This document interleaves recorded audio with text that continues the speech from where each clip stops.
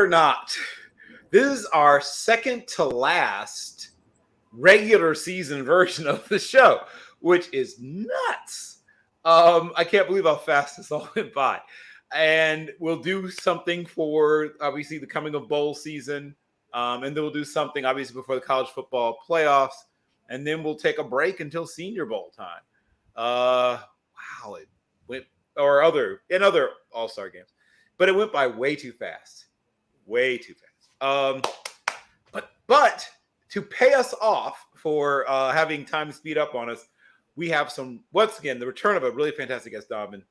We'll be back, who is one of the best in the business. Donovan James writes for Trojan Wire. He's been with 24/7. He's been with Scout. He's leaving someone out. Not Yahoo. Somebody else. Donovan can remind me who I'm forgetting. But he's really plugged into the scene at USC. We're going to talk obviously about the big game, right? USC, UCLA. We're going to talk about a little bit about Utah facing Oregon and some other games of interest, including this is what a weird year this is. Bedlam is like way down on the list this year of the biggest games, which, I can't remember the last time there was less excitement around Bedlam. I have to think back. It's been a while. That's the look I had on my face too. Like, when was the last time people were like, "Oh yeah, Bedlam"? Oh, I mean, and I'm just taking a guess, but I'd have to say when did Stoops become the coach of Oklahoma? Stoops took the job in 2001, right? Well, yeah, might have been one. Yeah, I think you might be right. 2001. Then probably 2000, because that was what John Blake and John Blake, Oklahoma State. And I'll tell you in a second. And I just saw him in my head because Gundy worked for him. Gundy was the OC then. Les Miles. Yes, Les Miles. Right, Les Miles. Yes, it was. It was Les Miles. Yes. That's where I first really, really paid attention to Les Miles. I'd seen him before as an assistant and never really.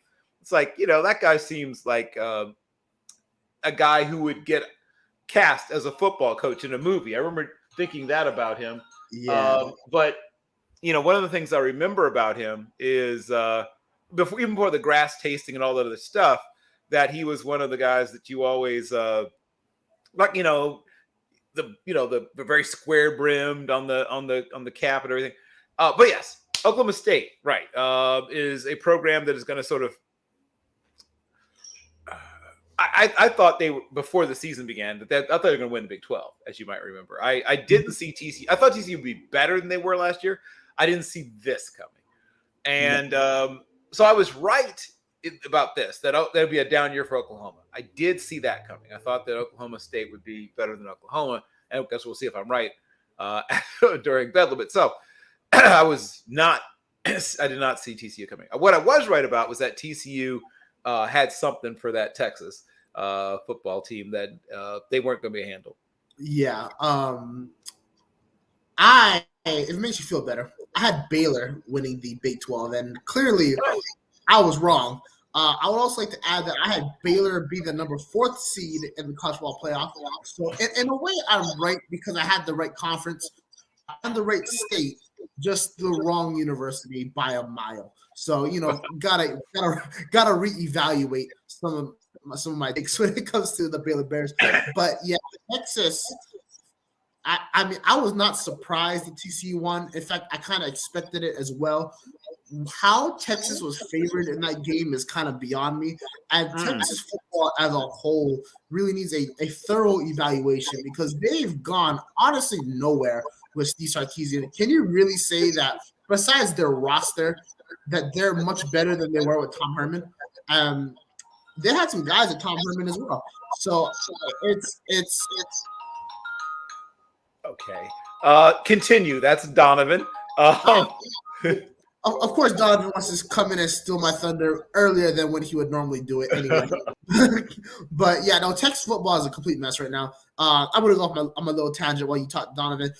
Texas, Oklahoma going to the SEC is the worst thing that happened to those universities, but Oklahoma is more equipped to handle the SEC than Texas. Texas cannot win in the second half of any game that they lead. They were favored against Oklahoma State and they lost. They were favored against TCU and they lost. Quite frankly, I can't remember a game for which there was two ranked teams and Texas was favored and Texas won in quite a while. It feels like they're an absolute dumpster fire of a program, which is sad because they have phenomenal skill players on offense and some really good defensive guys as well. Offensively, you got so many killers. Bijan Robinson is the big guy. Worthy Whittington on the wide receiver. Keelan Robinson. I think Roshan Johnson is his first name. Please correct me if I'm wrong on that. Quinn Ewers can put the ball accurately when he gets to rhythm. And they're just when they get to the second half, Steve Sarkisian, he just falters. And I've called for his firing from last year, from year one, because the rating was on the wall. Clearly, they're 6-4 at this point. They got only 2 games left, so they can possibly go 9-4 if they win their bowl game and they win out. But that's not up to Texas standard. And when you look at the record this season, once they were able to get past Red River, because Oklahoma clearly fell apart, was Dylan Gabriel went out. They were supposed to, I don't want to use the word cruise to victory, but they should have more wins on that record. And the fact that they don't is it's indicative of the fact that Steve Sarkisian is not the man for the job. When it comes to Oklahoma, I'm hearing a lot of noise on Twitter that Brent Venables should be removed. I think that's absolutely ridiculous. You can look at all the players he lost on offense in the transfer portal, all the players he lost to the draft on defense, guys like Nick Bonito, Perrion Winfrey, Turner Yell, all the great players that you just can't replace their talent. I don't care how many 4 or 5 stars you have on your team. 4 and 5 stars are a subjective rating by a website that is completely funded by money. So you can't really talk about that. Brent Venables is taking over a losing situation. And the fact that Oklahoma's at 5-5, they're not a 10-win team for the first time in forever. It's disheartening to hear that people want to remove Venables after 1 year. He's going to get the ship. He's going to get everything going again. I just, for a guy that likes to fire people, I think calling for his head at this point is just, it's ridiculous. And it just shows sometimes how out of touch people are in college football. With that being said, I don't understand why Bedlam is such a great rivalry. I love watching Bedlam, which is kind of like, what's the right term? It's kind of hypocritical because I enjoy watching the game, but it's a rivalry dominated by Oklahoma. I think Oklahoma State's won 9 times. No, not 9 times, 19 times in like 100 matchups. Like that's Barry Sanders is like the greatest player to come out of Oklahoma State, if not one of the greatest. He never won Bedlam. I think Southern Thomas maybe won it once. Like Gundy never won it as a player. Like I don't understand why there's this big fascination with this rivalry because it's just a one-way street. With that being said, I'm still gonna watch it because that's just who I am. But with that being said, when it comes to like the top rivalry games in college football, the big game, Red River, all of them, can you really say Bedlam's a top 10 rivalry game? Not to me. Oklahoma State really needs to right the ship. And quite frankly, there was a BS non-pass interference penalty that wasn't called at the end of the game last year, which gave Oklahoma State the victory. And Oklahoma State's just not a competitive team when it comes to this rivalry, especially when they're playing Norman, which they're about to do this year. Maybe they win this year, but it's not a consistent thing. And it goes back to what I've been saying about Mike Gundy. He's a great coach. Mike Gundy's a phenomenal coach. Mike Gundy will win games that Oklahoma State should not win. And he will lose games Oklahoma State should not lose. We've seen it time and time again. He should have more than one Big 12 championship. He doesn't. He should have more than he has 1 or 2 New Year's Six wins. I know he won the Fiesta Bowl against Andrew Luck. That's the only thing that comes to mind. Maybe he has another. Oh, last year, right? Last year he won the Fiesta Bowl. But for a guy that's been dominating at that level for so long, he should have more. I'm not saying fire him. I'm not saying that because he has flowers. But if you're an Oklahoma State fan, are you willing to accept that you will never compete for a national championship under him? If you are, then God bless and may he continue to coach for 20 more years. If not, you have to start asking yourself, and the boosters have to start asking themselves, is Mike Gundy the guy for the job 5-10 years down the line? Yeah. Well, first of all, can't disagree with most of that. And first of all, the most refreshing thing was hearing you not call for Brent Venables' head. So that was a watershed moment. So I guess if you're playing the Brock Vieira drinking game, you have to put the alcohol away for once. But what you do have to crack open is a fresh bottle of Donovan James. Hey, how's it going, man? Doing all right? Oh, this is wonderful. I'm very excited. So, Donovan, as was mentioned, we're almost at the end of the college football season. Last time you were with us, It's crazy, man. right? That is crazy. The season was still trending upward, just getting started last time you were here, and now we're about to wrap it up with a bow. So I'm going to ask you a little bit about what you see as the near future of the Pac-12, which is something we discussed a little bit before, and then we're going to dig into the big game. Well, not the big game, because the big game isn't the big game anymore, I guess. The big game, I guess, officially is Stanford Cal, which we might mention. But the game that everyone cares about this week is obviously USC UCLA. Yeah, I'm excited, man. This is the buzz is back in the Pac-12 for the next, I guess, a year or two until we move to the Big Ten, and then this game, the Battle of Los Angeles, man. I'm a big Rage Against the Machine fan, so it was cool to see the Battle of Los Angeles thing they had, like, you know, with USC, UCLA. The album cover there, that was pretty cool. Number 7 versus number 16.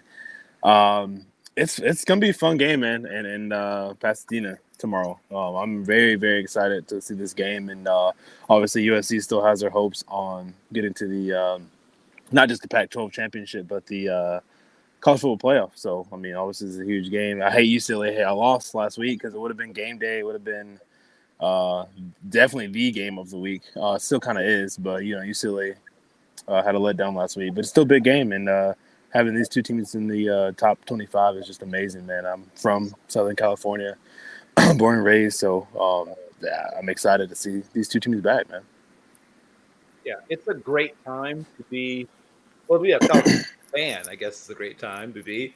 And then also, it's just a great time if you are. I mean, obviously, unlike you, I was not born anywhere near. I mean, I was born on the East Coast, born in Philadelphia, but I imprinted fairly early on USC, and I remember, you know, Sam Bam Cunningham. I remember, you know, watching, you know, Lynn Swan when he first got on campus. It was mostly a return guy and was amazing as a return specialist, then becomes a great wide receiver. I remember J.K. McKay being the other receiver with Lynn Swan. You know, I watched Pat Hayden's career. I watched Anthony Davis. You know, I watched Ricky Bell. I watched so many great players, you know, so for so long. Bruce Matthews, right? Yep. I mean, for a long time, USC was the standard in the western half of the United States for football. And there were other good programs, don't get me wrong. And obviously UCLA under Vermeil and UCLA under Donahue were very, very good. And now we see USC and UCLA, you know, like, though there was this promise, right, that the hegemony was over or whatever. Wasn't that the term that was it Neuheisel that said that the Oh yeah, hegemony? I think he said the term using her hegemony of all things was over. yeah. He spoke too soon, man. He spoke a little too soon. And I liked Rick too. He had a good program while he was there. I mean, for the most part, I mean, you know, he got canned, but there was some good talent there when he was there. I mean, it's at UCLA. There's always talent. Right. And might not win a lot of games, but I think we were going to talk later about sort of open jobs. I know he probably won't go back, but I think he'd be great. I think he'd be great going back to revive Colorado. I mean, if he decides to coach again. But yeah, he's so good on TV, man. He is so good on TV. Yeah. I agree, he's great on TV. But that same being great on TV, I mean, we saw what Herm Edwards did. It can help you to recruit living daylights out of a bunch of kids.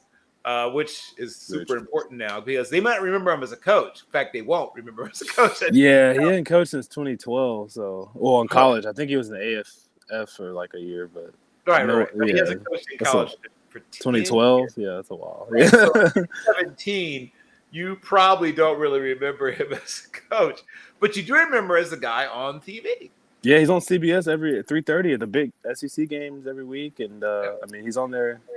The Insider Show and on the Pac-12 Network too. So yeah, I mean, people know him. Most kids know him as an announcer, though. That's the thing. Yeah.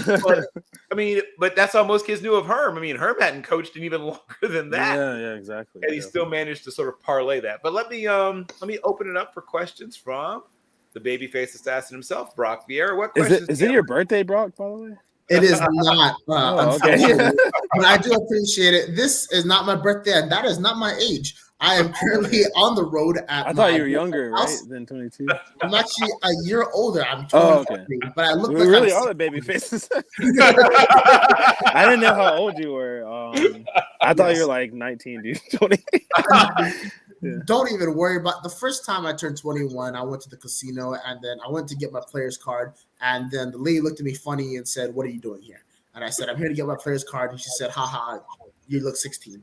Then she saw my ID and profusely apologized. So it is not the first time that I've been, taken for younger, but that is a compliment. I appreciate it. No, I'm not 22. That is balloons from a party that was for my girlfriend's roommate, and they never took it down. Moving on. So one, you two talk about Rick Neuheisel a lot nicer than I would. So well done to you. And the second question is, I want to start off with this USC defense. At times they've looked phenomenal. At times they've looked like the Oklahoma defenses for which we all want to cry tears of sadness on. What are your take about Alex Grinch and the USC defense?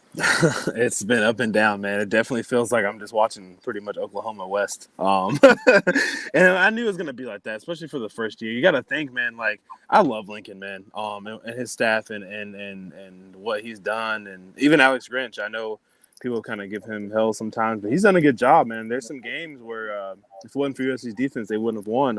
They struggled early, and now with Travis Dye out, the defense is gonna have to. I mean that I don't think people realize how big of a loss that is, and it's going to hurt the defense just not being able to run the ball, having them be on the field for longer. And I love Austin Jones and Raleek Brown too. They're going to be good running backs, but they're not Travis Dye.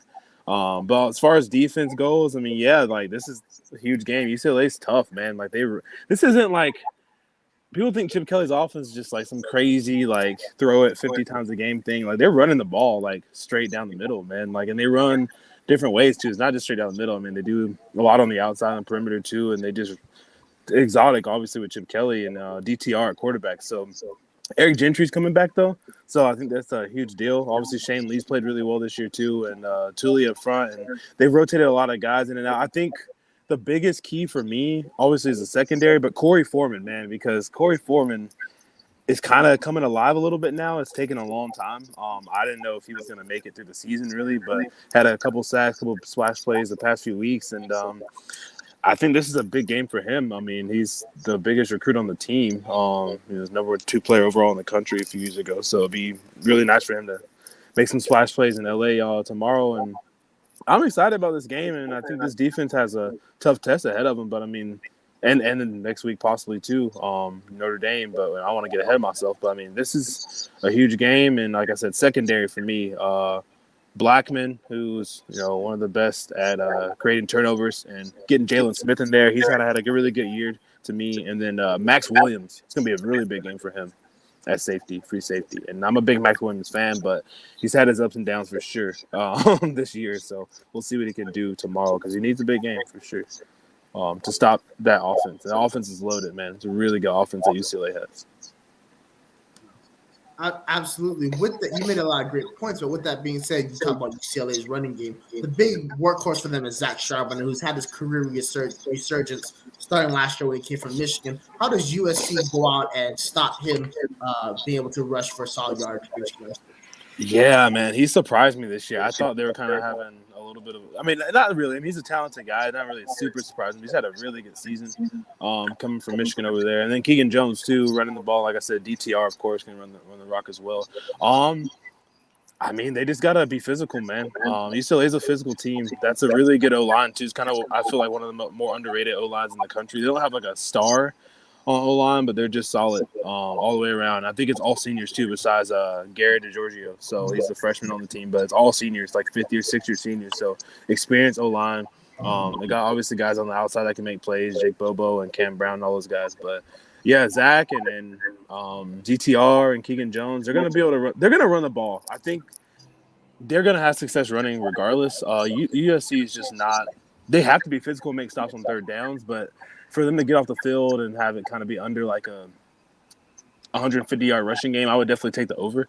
I think they'll get over 150 rushing yards. This is going to be about turnovers. Can they get a strip? Can they get an interception? Can they get a stop on third and short? You know, those are the plays that USC has to put the positions they have to put themselves in to win. And I think Zach goes for probably 80 to 100, if not more, maybe, which is kind of scary. But Absolutely, I think we are all mentally preparing ourselves for a phenomenal shootout offensively. Caleb Williams in that offense at times has looked unstoppable. Other times they've looked mundane. A big piece, as you mentioned, Travis Dye is out. How do you expect USC to be able to handle the offensive output expected of them? Man, well, you know, getting Jordan Addison back helps. Obviously, you know, he's 100% for real now, and having one of the best receivers, not the best receiver in the country, come back is huge. That'll help out the run game. Just to have all the weapons on the outside are just insane, man. I think I said that to y'all in the first podcast I did, with having that depth at receiver with Mario and Jordan and just Taj Washington. There's Michael Jackson third just came out of nowhere this year. He was like 7th or 8th on the depth chart. So they just have so much at receiver. But as far as them doing, you know, running the ball, Austin Jones and Raleek Brown. Raleek Brown is one of the best running backs coming out of high school last year out of Mater Dei, and Austin Jones, physical guy from Stanford coming over, big bruiser, thumper. So having those guys run the ball is huge. Like I said, it's kind of reverse. Like I was saying on third and shorts, USC needs to be able to run the ball. And it might have to be Caleb running a little bit more, which is not like the best thing ever, just because, you know, he can get hurt or anything like that. But having him run the ball and like Austin Jones and Raleek Brown on third and shorts will help out a lot. And just getting the ball downfield early, I think, is a big deal. So not putting a lot of pressure on those running backs in the O-line. If they can get some big splash plays early on, get in the red zone, get in field goal range, and just be able to run the rock, kind of will help out the offense, I think, and keep it steady. Because it's all about tempo with Lincoln Riley's offense, and you just want to, you know, keep that train going and not have to worry about, like, I got to throw the ball 50, 60 times a game. Because I don't think USC needs to be there. I think they still need to, you know, have some physicality and run the football. And, you know, Travis Dye is a huge loss, but they got to overcome it, next man up mentality, and a lot of talent on this team. So I think they'll be able to still run the ball a little bit, at least in this game versus UCLA's defense.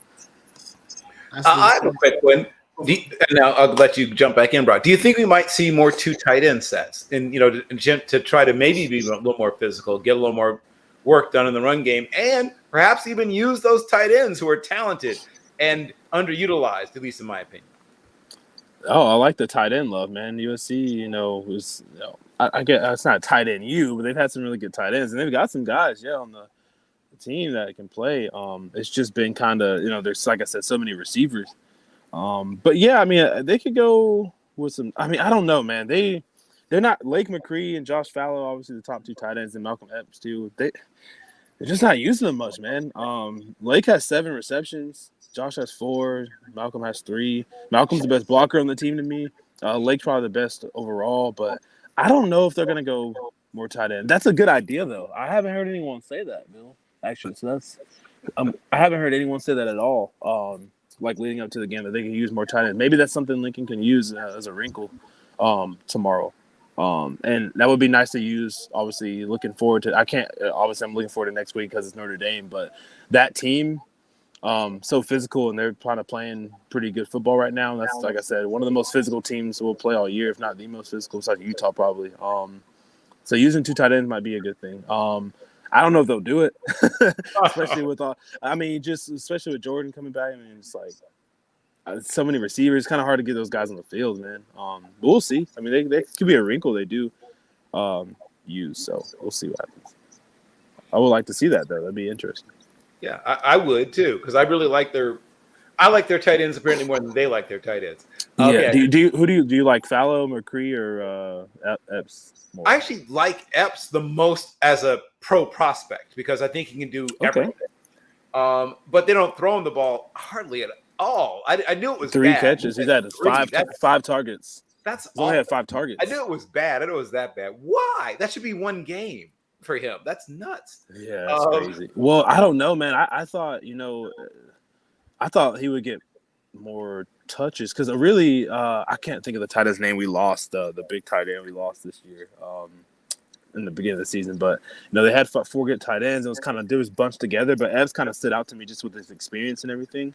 But I'm kind of surprised you said he's the best pro. I thought you said Lake McCree, but he's younger. Obviously, he's a lot younger. But I thought you said Lake McCree.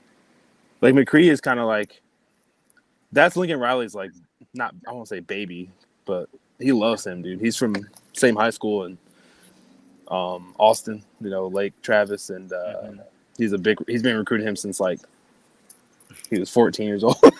So I think he kind of goes to him more. But Lake's not really like he can't block though that way. Right, that's what he's kind of like a receiver almost. Right, he's basically right. I think of that guy as like he's a move player, a big slot. How different is he really from Jake Bobo, right? And who's not listed as a tight end? Those are basically the same player to me. Right. Yeah. And Kyle Ford too. Kyle Ford is almost the same. I think he's the exact same size as Lake McCree. Kyle Ford's 6'5", 230. And that's that they have Lake McCree listed at 6'5", 230 as well. So I think he's like 235, 240. But yeah, I get that. He's not he does not block well at all. That's something he's got to work on for sure to be an all-around tight end like Epps. Lake McCree is definitely a better pass catcher than Fallow too. But Fallow, I do like Fallow a lot too, actually. But he's kind of the same like molds. Epps gives you that blocking, so I understand that completely. Right, because I'm old, I still care about blocking. But now I'm going to go back to Brock. What are your next question, Brock? So I have two. My first one is going to start off with one of my X factors I have for the game for USC is going to be wide receiver Brendan Rice. He hasn't had the greatest season so far. What do you think about that take, and do you have any further info on Rice? Yeah, I'm looking for Brendan to have a good game. I think Brendan's having a solid season. His numbers could be better, but like I said, they're just so loaded at receiver, man. It's hard. There's so many guys with catches on this team, like 15, I think, people have catches. And obviously Jordan and Taj are number 1 and 2. And then Mario's average is higher. He's at 19.2 per catch, which is insane. And then Kyle Ford's getting a little bit more involved now too. Dye was getting a lot of catches, so I think is going to hurt them. Michael Jackson III kind of came in out of nowhere, like I said, kind of stole. I feel like some of Brendan Rice's shine to me, but I think he might have a big game coming up. You just never know. Like this offense kind of reminds me of like the Chiefs a little bit. I'm not saying they're the Chiefs, like obviously like Mahomes and like those guys are like the best offense in the world, but like it just reminds me of them without Tyreek because like you just don't know who they're gonna throw to. Like it could be Addison 10 catches one game. It could be Taj. It could be Mario getting a big catch. He might only have 2 catches, but it might be for like 60, 70 yards. You know what I mean? So Brendan's a slot guy, man. He's going to move the chain. So I know that about him. So I expect this to be a shootout, and I expect USC to be throwing the ball a little bit more over the next few weeks. So hopefully he'll get some more touches. And I think we need everybody, man. All hands on deck because these next few weeks are going to be tough. UCLA, Notre Dame, and then possibly Utah or Oregon. The Pac-12 championship in Vegas in a few weeks, which I'm going to be there, by the way. So hopefully we got to we haven't won the Pac-12 yes. Yeah, or there's no divisions anymore, so it's just the top 2 teams, which finally I'm happy about that because that helps the Pac-12 out. So sorry, what was you had another question? I'm sorry. First of all, if USC makes it to the Pac-12 championship game and you come down, make sure you get my number from Bill. I'll take you out for a drink. Are you in Vegas? Oh, word. Okay, I didn't know that. Oh, that's good, man, because I had a guy in Vegas. Brock can take you to places which we will not discuss on the show, but but yes, get to know Brock Vieira. He could take it to his Las Vegas. Okay. Yes, absolutely. But this question does pertain to the Pac-12 championship game. A lot is going on this weekend. Obviously, the victory bells, what we're talking about, USC, UCLA. But on the other side, Oregon takes on Utah. If USC is able to come out of this game, obviously they'll clinch a spot in the Pac-12 championship game. Who would you prefer to face, Oregon or Utah? I knew this question was coming at some point, man. I was trying to prepare for it, but I don't have an answer still. You said who would I rather play? Because you already lost to Utah, but you have the advantage of playing them already. I would rather play Utah now. If you had asked me that last week before Oregon choked and lost, I would have said Oregon because they were ranked higher and they have more national cred. They were like 6th in the country last week, right? Or 7 or something like that. So I think they were 6. Yeah, they were 6 behind Tennessee. So, yeah, I would have rather played them last week. But now Utah because Utah's ranked ahead of them. They're 10, and obviously they're going to move up if they beat Oregon this week. And then to avenge your only loss kind of just cancels it out to me. Like, so, I mean, and it's Utah. Like, they have to beat Utah. Like, I don't care. They still have, I know they're moving to the Big Ten. Some USC fans are like, it doesn't matter. I'm like, no, it matters. Like, we have to beat Utah. Like, that's the biggest thorn in our side. Like, Oregon has all the talent in the world, but Utah just gives us the most trouble. And those guys, man, like, working for Trojan Wire and being blessed and able to talk to some of these guys, like, they want to play Utah again. From the guys I've talked to, they don't really care. They're going to tell you whatever, like, oh, we just want to make, the Pac-12 championship, but, like, they want to play Utah. And Caleb, man, I mean, you saw him after that game. Yep. Yeah. He has, like, his Tim Tebow moment. He wants to play them so bad, man. And so does Lake. Like, Lake talked about it, and, I mean, Travis did too. Obviously, he's not going to be able to play, but so I would say Utah. Just it would feel right to me to just beat Utah and avenge that loss, that a 1-point loss, and they've beat us the past couple of times, and it's kind of like a little bit of mini rivalry, I would say now a little bit. So it's a friendly rivalry, but not too friendly sometimes because Utah fans are really nice, but they can be they can be mean sometimes. They're known for being like nice, but they're not that nice as people think. Well, I mean, Utah fans have a lot of clout, obviously. When it comes to program prestige over BYU, they clear them most definitely. They've been to 3 out of the 4 original BCS Bowl. Like they have a lot to talk about. But let's talk about that real quick. Utah last week smoked Stanford. Kind of expected, but they took care of business very well. What do you think USC needs to do different if they were to meet up again in order to get over the hump this time? Man, just get the penalties down for one. USC can be very undisciplined sometimes, and that's what really scares me about this team is they kind of put themselves in tough situations. Like, Caleb can bail you out sometimes. He's a Heisman hopeful, but you can't put it all on him every time. They need to control the clock, which is going to be a little bit tougher to do without Travis Dye. I was really sad when Travis Dye got hurt, if y'all can't tell. Like, he really is like the unsung hero of that team to me. I know Caleb and Jordan get all the credit, but Travis Dye is right there with him to me, man. He really bailed him out of a lot of situations, and not having him. I hear he's the most respected player in the program. He is. He's he's from Southern California, and I know he's a transfer guy, but it just feels like he's like an SC guy, even though he's only been there for a year.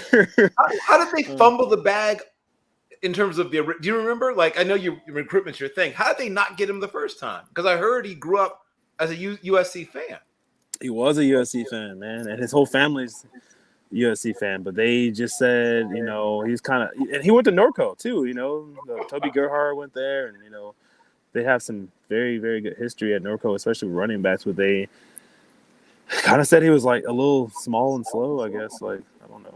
It's weird because he's not, I mean, he's grown a little bit. I think he was like 5'8", 190 when he came out of high school.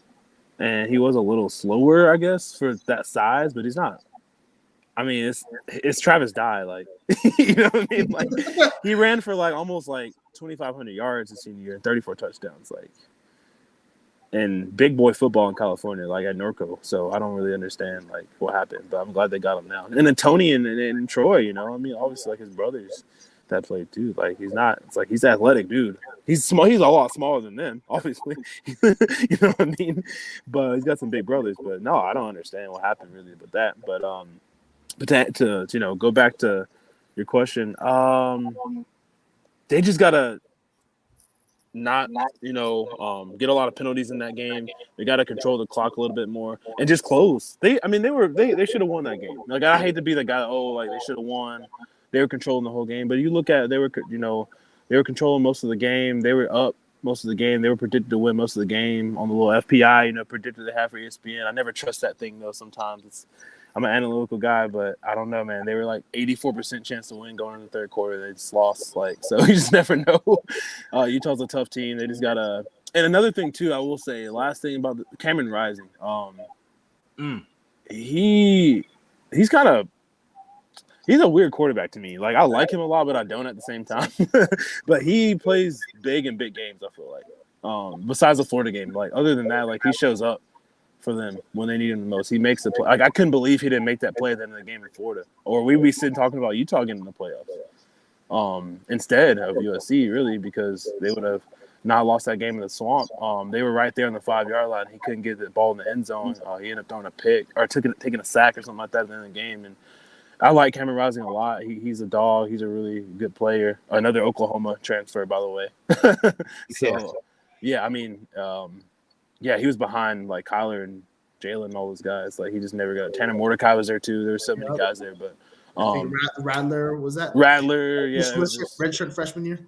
Yeah. Rattler, Mordecai from SMU, like a bunch of dudes. So I like Rising. We got to stop him because he put up some numbers and really was clutch in the second half. Really accurate, really good quarterback. Well, how do y'all feel about him as an NFL prospect? By the way, I don't want to. I'm not supposed to be asking you guys questions. I know, but I just want to hear what y'all have to say about him as a prospect. Like he's got another year left. I would assume he's coming back for another year. But I don't know. He did shake Whittingham's hand on senior night, so who knows? But he might leave. He might. I got some personal thoughts, but Bill, I'm gonna let you take the question on this one. This is not an actual beer, by the way. This is a IBC. I'm doing this because my grandma on the last podcast thought I was drinking alcohol, and I wasn't. It's just a cream soda. I'm probably not supposed to have this much sugar, but it's not alcohol. Yeah, Donovan's grandma, what he did was he took it out, poured the alcohol in, so you make sure you call your grandson and scold him. Yeah. IBC, baby, IBC. Thank you for that moment, Brock. So a lot of the things I liked and was concerned about with Andy Dalton, I like, and I'm also concerned about with Cam Rising. Now, I think he maybe has a little higher ceiling than Andy Dalton and maybe a little lower floor also than Andy Dalton. I think he's going to test probably, what is he, mid 4.6s to maybe mid to low 4.7s, somewhere in that range. So athletic enough, but not freakish. I think his arm is strong enough, but he's not it's not a cannon. But he can get the ball there on almost every throw you ever need. I'd like to see him make a few more difficult-ish throws deep and outside the numbers than he does so far. He attacks the middle of the field pretty well, but I don't know if I don't see a lot of those classic deep comebacks. And maybe it's just not a big part of their offense. Maybe that's it. Maybe it's not on him. Maybe that's just not something that the coaching staff likes to do. But those deep comebacks, those deep corner routes, I don't see a lot of that. And I don't know if it's because, like I said, the coaching staff doesn't want to do it, or if it's something that is not a big thing for him. But you've seen as much Cam Rising as anybody. What do you see as a strengths and weaknesses when you watch him, Donovan? I agree with you. I agree with you on everything. I don't think he has the arm to be like a top pick guy. Like he's kind of like a third, fourth round guy to me right now. Maybe if he comes back, I think they're like 50-50 when I'm hearing on him coming back. I know senior night, it kind of looked like he might be leaning towards leaving. Utah's losing a lot. You know what I mean? So it might be best for him to leave and not come back, but we'll see. He's limited. If Andy Dalton's his ceiling, probably, to me. I like him as a prospect. He's one of those guys I like a Matt Barkley that's going to be in the NFL for 11, 12, 13 years, but it'll never be it might be better than Matt Barkley, but I don't know. Maybe not. He'll be like a guy that starts. I don't think he'll be better than Matt Barkley. More athletic. The reason I asked is because there's people kind of he's moving up a little bit. It looks like on the draft board. So on Twitter, I don't know about the NFL community, but it looks like people are starting to kind of fall in like with him. Maybe not love, but obviously everyone knows he's limited. But I've heard Kirk Cousins comparisons too to him, and obviously Kirk is the best example of a mid attribute quarterback. Over being successful, you know what I mean? Kind of just he's just a guy. He'll be okay in the NFL, but actually he's a starter and a quality starter Pro Bowl quarterback. I don't know if he'll ever be like that, personally. But I like Cameron Rising. I think I don't know. We'll see if he comes back. We'll see. He did a good job beating out Jay Bentley and Charlie Brewer, though. I mean, right. He sent a lot of guys home who were more highly rated prospects than he was. Yeah, and like I said, Cameron's from Southern California too, Newberry Park, and I watched him play, and he was committed to Texas and Oklahoma. I mean, both kind of hated for that still, but he's he's a solid quarterback. His shoulder injury too. I know he had a shoulder injury. I think he does get hurt a lot because he plays the way he plays. Yeah, he plays like He plays like a guy who's bigger and stronger than he actually is. Wow, you guys are so nice. Well, okay, Brock, go ahead. Are you not a big Cameron Rising guy? I guess. I mean, I love Cameron Rising, the college quarterback. I don't love him, the pro prospect. I think a fourth round grade is very generous. Okay. People who have him rising should check into a drug rehabilitation center. I think he has Matt Moore written all over him. I think he has the Chase Daniels career arc written all over him. He's going to be drafted in the 6th or 7th round, if not undrafted. He's going to bounce around the league a lot, become basically a pseudo coach for the rest of his career. And maybe he might have that one moment of inspiration that makes you think, dang, maybe he's got something. And then he's going to Matt Flynn it up.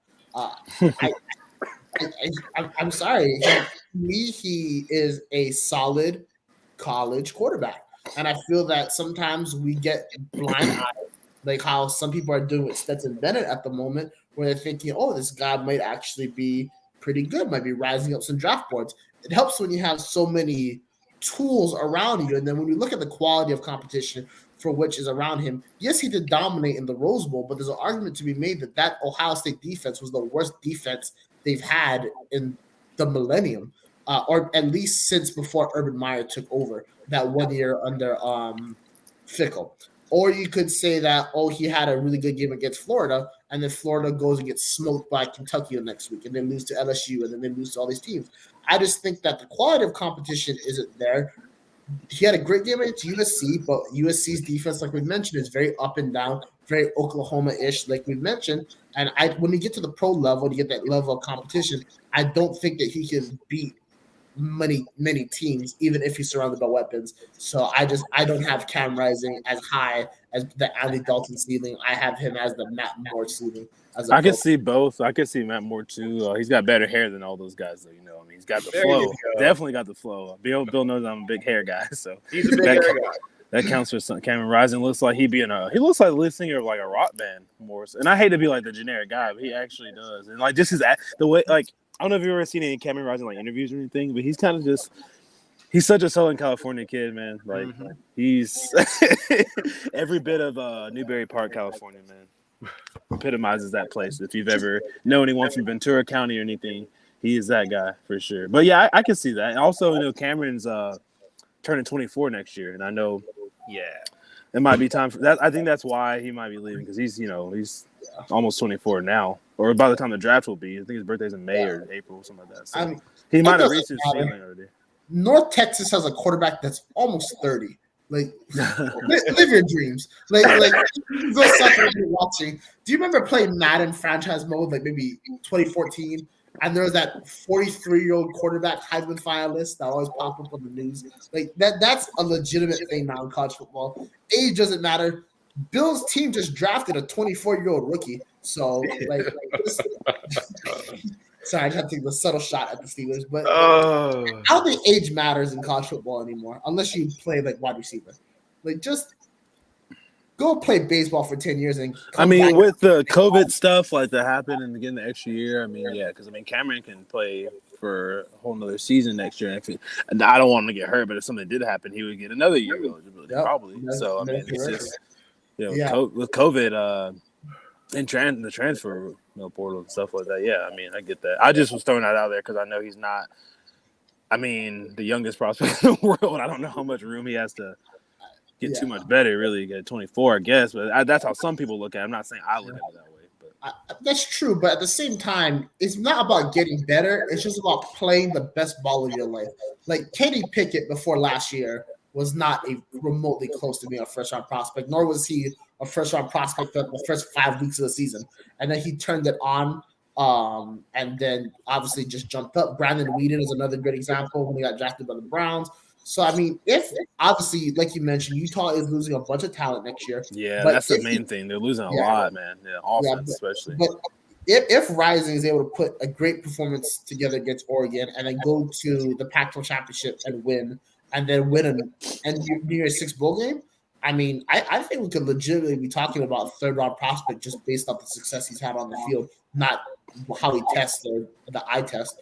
I think that's just the misperception when it comes to quarterbacks in college football. With that being said, you already mentioned the transfer portal about a bunch of different players. USC has benefited a lot. The Pac-12 itself has benefited from the amount of transfer running backs that have come on in. We've talked about Dye, we've talked about Charbonnet, we talked Wayne Talapapa went from Virginia to Washington, so on and so forth. Who do you think could take the next step for USC in terms of bringing in a running back? Like, is there a player that you like, or is there a player that's being talked about behind closed doors to come into USC next year? Yeah, at the running back position. No, I don't know, man. I think everyone assumes around SC that Raleek Brown will be the starting running back next year. But I mean, it could be. Who knows, man? Like there's so many guys out there, so many situations that could happen. That I could see a guy coming in the US. They definitely have a spot. Like they need another running back. Raleek Brown, as good as he is, you gotta obviously we just seen Travis Dye get hurt. You gotta be deep at running back. Even though this team doesn't really run the rock too much, you still gotta have 2-3 running backs. Obviously they've got guys coming. Their recruiting class next year is insane. So I mean that's gonna be kind of the main thing for me is like their recruiting class. I don't know how many transfers they're gonna get next year. I think it's gonna be more of recruiting, getting a lot of freshmen in and stuff like that, and kind of making that transition to the Big Ten. They want to have some guys. They're recruiting for that, more so than. But they'll get a transfer at running back. I could definitely see somebody. I don't really know who, but I could see them getting a transfer at running back. It'd be nice to pick up somebody like Alabama did, where they got a kid from Georgia Tech, or getting Travis Dye. Getting Austin Jones, the backup running back from Stanford, but getting that depth at running back would be huge. So and Travis is gone next year. Austin's gone next year. They're both eligibilities out with the seniors. So they'll get somebody. I don't know who, but they'll definitely get somebody. I don't know what they're going to do at running back. I mean, maybe they'll get another guy from Oklahoma. Who knows? We'll see. Well, at the risk of tampering or whatever, a guy that I've always liked who got lost in the sauce after a transfer, Ulysses Bentley, the fourth, got off to a great start to his career at SMU, transferred to Ole Miss, and just sort of got, like I said, lost in the sauce. Got a guy that, just sort of deep down the bench rotation guy. All the talent is still there. He catches the ball beautifully. He's not very big, but he's very, very fast. And he's, for a guy his size, he's stronger than you might expect. I'd love to see him in USC's offense. But do you have another question, Brock? Also, they still have Darwin Barlow too for next year. I forgot about him from TCU. I know Bill's a big fan of Barlow, so yeah. Did you have another question for Donovan before we talk about maybe one more game and then let him have his life back? Yeah, I do. So if they get a transfer running back, I think this will be at least the third straight year they got one. Obviously, Travis Dye and then Keontae Ingram the year before from Texas. Mm-hmm. When they move over to the Big Ten, and obviously their recruiting network is going to sprout even farther, could you see them plucking multiple players from rival Big Ten schools in the transfer portal? Yeah, I could see that. I could see them getting guys from like lower level schools in the big, like Indiana or Purdue, some guys like that. I mean, they got Keontae Ingram from Texas. You just mentioned that too. So yeah, I could see them plucking in guys. They just need to be deeper, especially at that running back position. Then when they're going to have to play a little bit colder weather in the Big Ten, and playing Bill's neck of the woods is going to be a little bit harder than playing. Then they play back-to-back games in LA, and then they play in Vegas. I mean, it ain't going to be that easy moving to the Big Ten. Like in December, November or whatever. So they're going to need to run the ball and be physical. So, yeah, they could add a couple running backs. It'd be nice to have 4 or 5 guys on that roster, you know what I mean, that could play. We'll see. I mean, I think they can there's a guy I was thinking about for transfers from Ole Miss, Bentley. Ulysses Bentley. He's already transferred from SMU. He started at SMU, and then he got sort of lost in the shuffle. Is that who you were just talking about? Yes, that was literally what I just talked about. Yeah. Great minds think alike. Yeah, it is who you just thought. Well, I mean, I just looked at them just because, obviously Judkins, and then Zach Evans is probably gone. You know what I mean? So Judkins is having a really good year too, though, but he just can't leave yet. But Evans has been gone, dude, since he arrived at high school. So he's not staying. He said he wanted to play college so he could get to the NFL. Like, that's literally why he said he wanted to play college football. So he's gone. So, yeah, Bentley would be nice to have. There's a couple other guys, too. Pac-12, you got to look within your conference, too. It's nice having, like, a guy that knows the conference, you know what I mean? Go look at I don't really want anybody from Colorado necessarily, but so go look at. You got to look at teams with coaching changes. What I was trying to say, like Colorado or like Arizona State. I would more look at because we've pretty much recruited all the guys from Colorado State. Colorado State, Arizona State. Those guys are mostly LA guys or just USC recruits that Clay Helton looked at before. So we could look at somebody like we have George Hard and Daniel Nagata. Validay's gone, but there's some guys on Arizona State team that could look at too. But yeah, we'll see. They're definitely going to add some running back depth though, playing cold weather in December, November for sure. One last question from you, Brock, before we talk about maybe one more game. Yes. So obviously the big move coming up is the move to the Big Ten, and it's all motivated by money and that $1 billion TV deal. However, USC consistently flies out to South Bend, Indiana every other year to play Notre Dame. Did having that familiarity with that cross-country travel play a factor in their move to the Big Ten, or was that just a side thing? I think it's just a side thing. It's all about the money. Yeah. I don't think. Yeah, it helps for sure, but I think it's just a side thing. It helps. That travel to South, and that's a tough place to travel. I went to South Bend a few years ago when they played Georgia. I flew into Chicago and then drove to South Bend because it's kind of tough to get to South Bend. But yeah, I think that will help them in the long run. Making that travel. Some of these new guys haven't had a chance to travel to South Bend yet. They'll do that next year, obviously. When they play Notre Dame, they play them in LA this year. But yeah, that helps out. But really, it's just money. What you said, $1 billion, whatever $1 million contract or whatever it is. I can't keep all these numbers. I'm kind of old too, like Bill always says. So I don't know how much it is, but it's just an absurd amount. And I'm happy that it's coming around that they're moving. I'm still kind of like in the middle. I'm like, man, it's tough. Like, if you live on the West Coast, going out to those games. But there's USC fans everywhere, though. There's USC fans in Jersey, Nebraska, everywhere. They have bars for that. And, they'll travel to games. They'll be all right. But it's going to be tough, man. Traveling far away. I can't wait to see how that works. Really. I think it'll be fine, but the ACC is like all over the place, right? So, right. And it's going to probably change the Big 10 too. Big 12. They're about to be all over the place. Everybody's about to be. UCF is in the Big 12. Yeah. So that's going to be like almost worse. Going there. They had to play like in Provo one week, and then like Austin. Or not Austin, because they're moving the SEC. See, I can't keep up with or Lubbock, whatever. And then go back to Orlando. So it affects everybody. But yeah, USC will be fine. They play in Dublin, Ireland too. 4 years, I think. So that's going to be a big travel.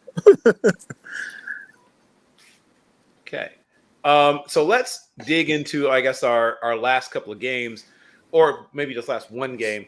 So we talked about the two biggest games. And obviously there is a quote-unquote big game, but maybe that's not the game you want to discuss. What's another game on the Pac-12 schedule this tomorrow that's coming up? Yeah, this doesn't feel like a Friday, huh? To me, I don't know. It does. It threw me off. I was off work today too, so I've slept in all day, so it feels really weird.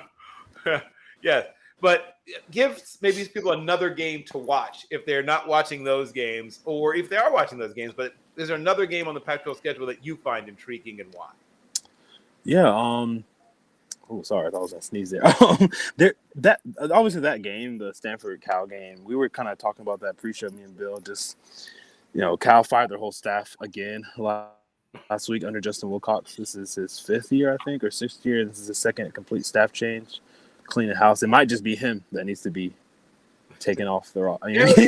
Brock's trying to pull you over to the dark side. Well, he's not wrong. Justin Wilcox has been out as a disaster, and hiring Bill Musgrave as your OC should have been a fireable offense as soon as he did it. But you know what though? Wilcox hires people that he knows, man. That's the thing. Because I read the Arnoir, I think the guy that does Cal Rivals.com. Yes. He's already listed who's going to hire as his OC, and it's just all guys he has connections with already. You know what I mean? Like, that's how Wilcox likes hiring people he knows. Like, that's just what he does. But I think he's got to try to step outside the box this time. He hires the same guy, kind of like, oh, he worked with me at Oregon. He worked with me at Tennessee or USC or whatever, Washington. Like, oh, he knows my dad or whatever, blah, blah. Like, you can't really do that, you know. You can sometimes, you know what I mean? But it might have to change. Get some sauce at Cal, man. They're just so flat. Like, they play good versus SC too. And my cousin, you know, he went to Cal. He played there for 5 years. Like, I know a lot of those players, and they just don't have, like, even when they were with Sonny Dykes, man, they weren't winning a ton of games, much more, like 7-8 games. But they just had something about them. Like, they had guys that really, like, fought and really wanted to be at Cal. I just feel like some of those guys there are just not, like, I don't know. You know what I mean? Like, they're not fighting for Wilcox, maybe. That's it. Or, like, they're just not, like, it just doesn't feel the same. Like, Cal's a good program. They should be a little bit better. They just don't care. Like, it feels like almost. And it even comes down to the fans, too. But that's not the game I'm really looking forward to necessarily. I'm not gonna lie. We just did that. And also, well, I did want to mention that game too, because I mean, they this morning on Talk Radio were talking about David Shaw. Like he might not be the coach next year. So he shouldn't be. I want to say that. I mean, if you are playing the Brock, I've been rocking with David Shaw for a while, man. But like, if he loses this game, like I think he's gonna get fired. Wow, Donovan, you're a better man than me, because before the season started, I wrote an article basically saying David Shaw should get out of Stanford. The man has been trash for the past 3 seasons. And there's limitations to, you know, operating at Stanford, but at the same time, when you look at the start of his career, how great he had it, and you look at them now, it's clear that both coach and program need a solid change. And that's, to me, I want to get your take on this, Donovan. Yeah. I love David Shaw, the man. I love David Shaw, the coach. I think he needs a new scene. And there's the NFL. He needs to be in the NFL. That's where he needs to be. Wow, that's where you and I disagree. I don't think he needs to be in the NFL right now. I think he needs to be in the SEC. I think you give him a bigger recruiting market. I think he's going to dominate college football again. But that's just my personal opinion. What do you think? That's a good. Oh man, I like that, Brock. You saying that, because I already know how Bill feels about David Shaw. Maybe not late. I mean, 4-8, 4-2, 3-9, 3-7, right? Since 2019. And the 2020 team was actually pretty good. Like, they just obviously, like, the year was like short. You know what? I thought they would be better this year. Like, I'm kind of surprised at 3-7, 1-7 in the conference, because with Tanner McKee coming back from his Mormon mission, Tanner McKee is a good quarterback, and kind of having some of those. They had 2 guys come back from missions, and one of them really hasn't played much. McKee's been okay. Like, he just doesn't have anybody on offense really to like throw to, though, or their line's not as good. They're just not the same Stanford. So I think it's time for a change. It's not that David Shaw's a bad coach. It's just they're stale too, man. Like, they're both programs are stale, Cal and Stanford. I think they need a change. And as far as seeing Shaw in the SEC, that I kind of found that interesting. I would like to see him at a different program. I don't think any of the SEC jobs open right now he can get. Like, he's not gonna get like Auburn job or what's the other job open? There's another SEC job open. I don't know. I know Auburn's the top one, but or maybe A&M. No. Breaking news on College Football Forecast. I mean, A&M's not going to pay that. No, they're not going to. No, he's not going to get fired. I talked to a recruit. He's fine. They trust that he's going to be there. But I think David Shaw, maybe like I could see him taking a good Alabama staff if he gets fired as like an assistant, because like Bill O'Brien's probably gone. Like, and they always hire like some head coach is like some weird like position that like doesn't even exist. Like Saban just hired, like, you know what I mean? I could offensive analyst is what they call it. Like, I mean, I could see Shaw doing that for like a year or two and then just coming back. He's only 50, like, you know what I mean? Like, he's a young coach still, and he can come back, and he's so well respected within like the community of coaches, like, that I think he'll be fine. I think he should do that. But I mean, you know, who knows? And it's I'd rather have Shaw than Wilcox, but I mean that's not saying much. The other game. Oh, go ahead. Sorry. No, I would just like to mention I disagree with you on the Auburn. I know that your point. You're just saying like in general he's not gonna get the Auburn job. I think he's the perfect man for No, Auburn. they're not gonna. Yeah, and they're not going to. They're not gonna hire. Yeah. Yeah, let's be real. Auburn doesn't like to win. They just like to be around, and that's why they suck. But that's beside the point. David Shaw is a phenomenal coach and a phenomenal leader of men. Like that's one of the things that we miss in the modern college coach is the fact that you are a phenomenal teacher, a leader of men. And to me, Auburn has all the players that they need to go out and be successful. They have a really intriguing quarterback in Robbie Ashford. I think I'm just saying there was five quarterbacks selected in the 2021 NFL draft: Justin Fields, Trevor Lawrence, Zach Wilson, Mac Jones, and Trey Lance. And arguably the best mechanically is Davis Mills, who's a third-round pick, who was, wait for it, David Shaw's quarterback. I just want to throw that out there for all the naysayers. I think Auburn would be a perfect fit for him. And they didn't really get along that well, but yeah. Right. Yes. Well, they didn't in the beginning. Not at the end. Because I interviewed Davis when he was doing the draft process. He said he definitely had some problems with David Shaw. Like, but they're fine. It was in the beginning when Davis was coming in. Davis was like one of the hottest quarterbacks. And obviously, like he was recruited really high, but his whole senior year was insane. Like he was like a 3-star coming in senior year, and then he just moved up to a 5-star. Like he had the most insane jump of a senior year I've almost ever seen during recruiting. Because he was like he's from Georgia, like big high school in Atlanta, like, but he was a basketball star. He was a good football player too, but like a lot of people said he should have played basketball. And I was like, dude, this guy is really good at football. Y'all are tripping. Like he's a solid basketball player, really good point guard.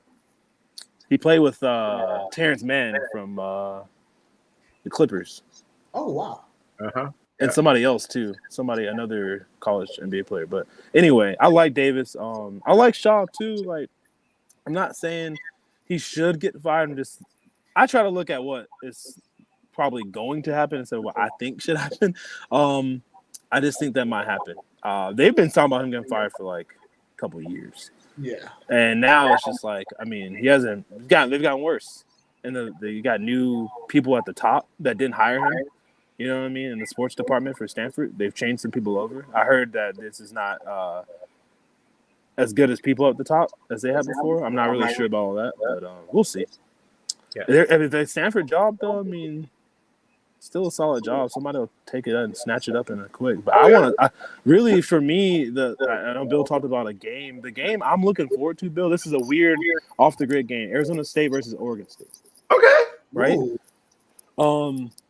Speaking of coaching changes, obviously Arizona State had a big one, right? This season, and then man, Oregon State to me, they've impressed the hell out of me, man, this year. Like they really have. I did not think. I thought Stanford would be where Oregon State is, like kind of hanging around the top 25, 7-3, 7-4. And Jonathan Smith, he's done such a good job, man. And that he's just even his name, Jonathan Smith. Just a guy, kind of sounds like a creative coach on Madden, like, or something, or NCAA, like just a fill-in generic coach. He looks like a generic coach too.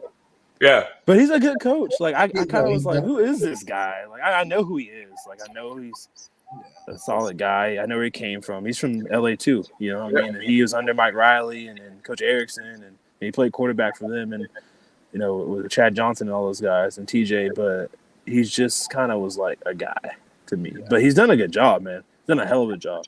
And the staff he's gotten to put together is great for Oregon State. They gave us hell. They gave USC hell. They almost won that game this year. It's tough to play in Corvallis. Every USC player that I talked to or every former player said the toughest game on USC's schedule, not toughest, but the trickiest game was the game at Corvallis. And they were right because they were 1 or 2 plays away from losing that game. And that was, that's a good team, man. And I loved Mike Riley riding around on his little bike, in Corvallis all the time. But Smith has done a good job at holding that program together when a lot of people didn't think they could do that. And I think this is a big game for them. For them to be 8-3 going into that Oregon game next week, and they can beat Oregon. They can beat Oregon next week. It's at home. So this is, just imagine if they go 9-3 this year and beat Oregon. That would be one of the best seasons in Oregon State history, really, if you think about it, especially with this team. If you look at this roster, they don't really have a lot of big name guys. I mean, they might have a lot of NFL guys. Bill would know more than me, but as far as on my side recruiting, they don't have really anybody. They have a lot of 2 and 3 stars and JUCO guys. Now, what was Nashawn Wright's brother? What is his brother?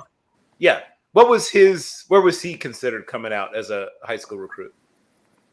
He was like a high 2, low 3. Oh wow, okay. Yeah, that's the reason why he went to Laney, college. Yeah, he wasn't a big time guy. I mean, there's something, he had some offers and stuff, but he wasn't that big of a recruit. And then obviously, I mean, their biggest, recruit was the guy from my hometown, Chance Nolan. Oh, quarterback. Yeah.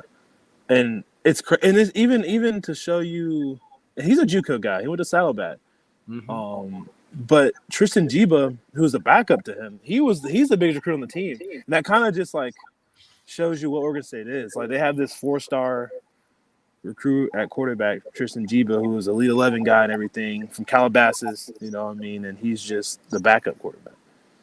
And he transferred in, and everyone thought he was going to win the job from Nebraska, and he's the backup. So that's kind of how I just like the Oregon State program. That they have some good players. You mentioned Trayshawn Harris and Tyjon Lindsey, obviously the big recruit too.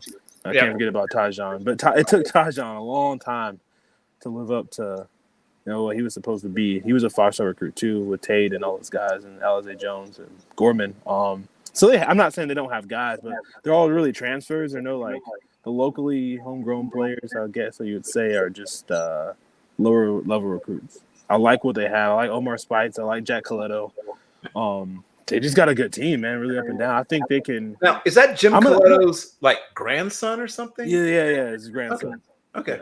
They said that during the telecast when I was watching the game. They've got some guys, man. They're young. That's the crazy thing. Like this team, they have 3 seniors starting. They're gonna be nasty next year, possibly. The only thing next year is a lot of their big games are on the road, not at home. That kind of doesn't bode well for them. They're not very good road teams sometimes, but I like them, and so I'm just basically looking for them to, continue to win. This is kind of a game Oregon State would normally lose. They're ranked and it's on the road versus Arizona State, but I think they actually can win this game. Yes. They should win this game, excuse me. But Arizona State's a solid team. Obviously not this year, but I still think they have talent on that roster. I know that they're not good win-loss wise, but I think Arizona State is actually a job that I would probably take if I'm one of these coaches. And I want to see Sean Aguano do well, man. I don't think they're gonna retain him as their head coach, obviously, but he's done a good job. I really think he has his team playing with at least some passion. He's 2-4, I think. Mm-hmm. Could be 3-3. He lost a really close game, but he's done it. I mean, this guy was coaching in high school football a couple years ago. You know what I mean? Now he's kind of just got this job randomly, with everything that happened. The whole staff's gone, and now he's the head coach. And he was at Chandler just a few years ago, I feel like, coaching high school football. So I don't – do you guys think that Sean Aguano has any chance of keeping this job at Arizona State, though? Or is they're going to go – because they love this guy. I mean, he's right. He's Sean Aguano. He's the best coach in Arizona State history for high school football. Right. I don't think it's impossible. I think it's highly unlikely. Oh, and I'm going to fire back at Brock real quick. I would love to have David Shaw replace Matt Canada on the Steelers staff. That's where I'd like to see David Shaw. Remember, David Shaw started his coaching career in the NFL, right? He's the son of Willie Shaw. He's been on the Ravens staff before. I just think you're underestimating how much he could help a team with a not truly fully developed quarterback, even though he's an older quarterback for a rookie. But he could use some development, and Shaw has shown he's good at developing quarterbacks. Okay. Could go to Michigan, too. Sidebar. I think David Shaw would be great as an assistant in the NFL. I think he could do even better things as a head coach in college. And, Bill, let's be real, you would take my cousin Billy as a Steelers OC over Matt Canada. So I don't think you're saying the successful David Shaw versus Matt Canada is that great of an argument. You can get the homeless dude down the street, and he could probably call it a better place for Kenny Pickett than Matt Canada. It's funny because it's true. Yes. Do you have a final question? Because I do want to give Donovan a chance to, I don't know, live his life, go places, man. do things. I'm probably just gonna play 2K after this, so it's not that bad. And well, before I get a question from Brock, or if he does have another question, what? So Sean Iguana, you said no to that? I didn't say no. I said I think it's unlikely. Okay, I mean, that's fair. You have a better sense of sort of the culture there. I think they value him, and I think they like him. But do they see him as a guy who is going to be the face of their program for the next few years? Do they feel? Is there a strong feeling he should be the face of the program? No, I don't think so. I think they want to retain him on staff if That's they hire. That's what my feeling was. Yeah, as the really good recruiting coordinator and running back coach for them. So they want to retain him on staff. That's fine, but I don't think Arizona State has too much money really and too many resources to just have Sean Aguano. Right. Unless he was just killing it as an intern, like 2-4. I mean 4-2 instead of 2-4 maybe, but nah, I don't think so. Yeah, I like him though. I'm happy he's got a chance to be able to coach this team for a little bit.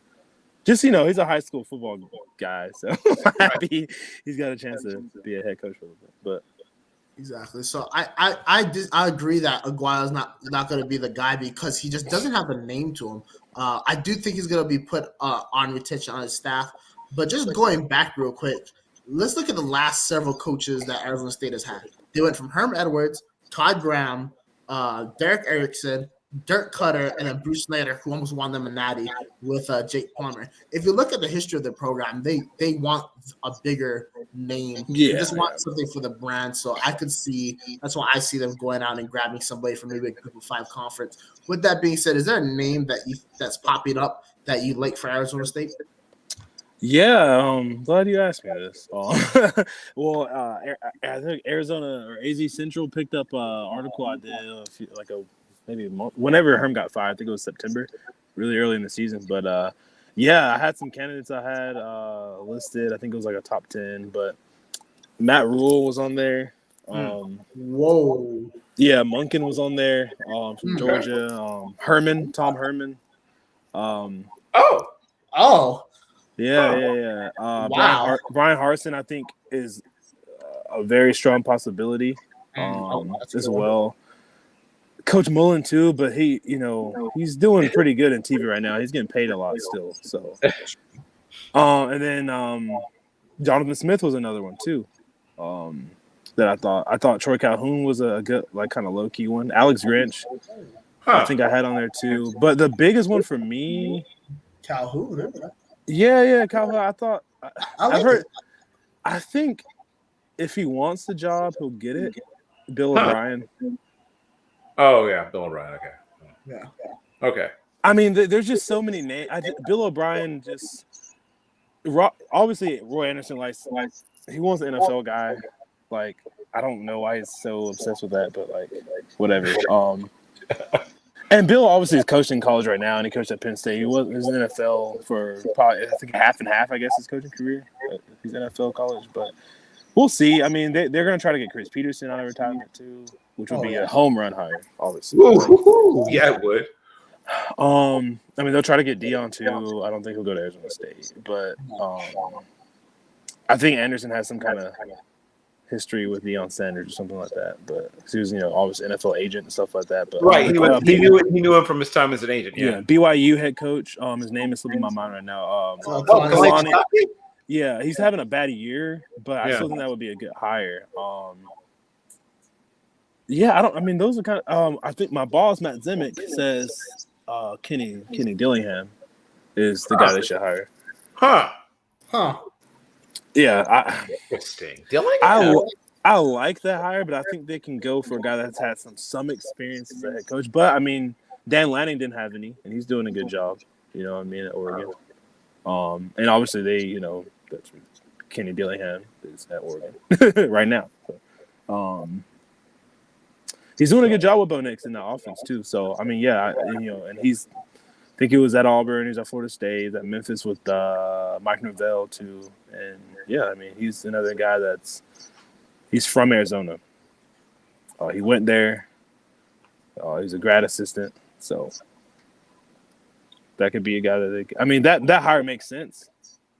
Like that would be he's like I said, he went there, he played there, he's coaching in the Pac-12 right now. That kind of just makes sense, and it's an offensive guy. I mean, I feel like Arizona State and the state of Arizona just has a lot of offensive weapons, and they've missed out on so many Arizona recruits. Like they have to find a way, dude, to like keep kids in Arizona there, because that was the biggest thing for me when they had who's the coach you just said he had the flat top haircut, Todd Graham, the crew cut or whatever. Yeah. And Bill knows I love Todd Graham. I used to, not anymore. But he just don't tell Hawaii people about Todd Graham. That's not a solid reaction. He couldn't keep any recruits there, man. Kyle Allen didn't stay, including his own son. Yeah, Christian Kirk didn't stay. Nope. None of those guys, man. So. Funny, we all went to Texas A&M. I mean, having Mike Norvell as the offense coordinator also helped out as well when he was at Arizona State.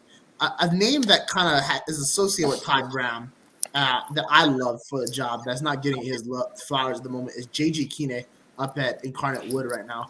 He was under Malzahn as OC at UCLA. Now there's an offensive mind. I think he would be a phenomenal fit at Arizona State, considering they're such an offensive-minded school anyway. It's not going to happen because nobody listens to what I say. But I think if they put him at Arizona State, expect fireworks. I think that'd be a good hire. I would like that, but I just know their AD and their front office personnel want that big name, like. Right. And that's why I said O'Brien. Like Dillingham makes more sense than O'Brien, like just because of like his background. But I just think Bill O'Brien would be like, "Oh, we got the Alabama OC coaching the NFL." Right. Like, but you're thinking it's going to be a guy like O'Brien, Dan Mullen, Chris. Yeah, a bunch of guys who are on television. Why not Neuheisel while we're at it? But again, what is with you two and Rick Neuheisel? I mean, I might have a messed up memory.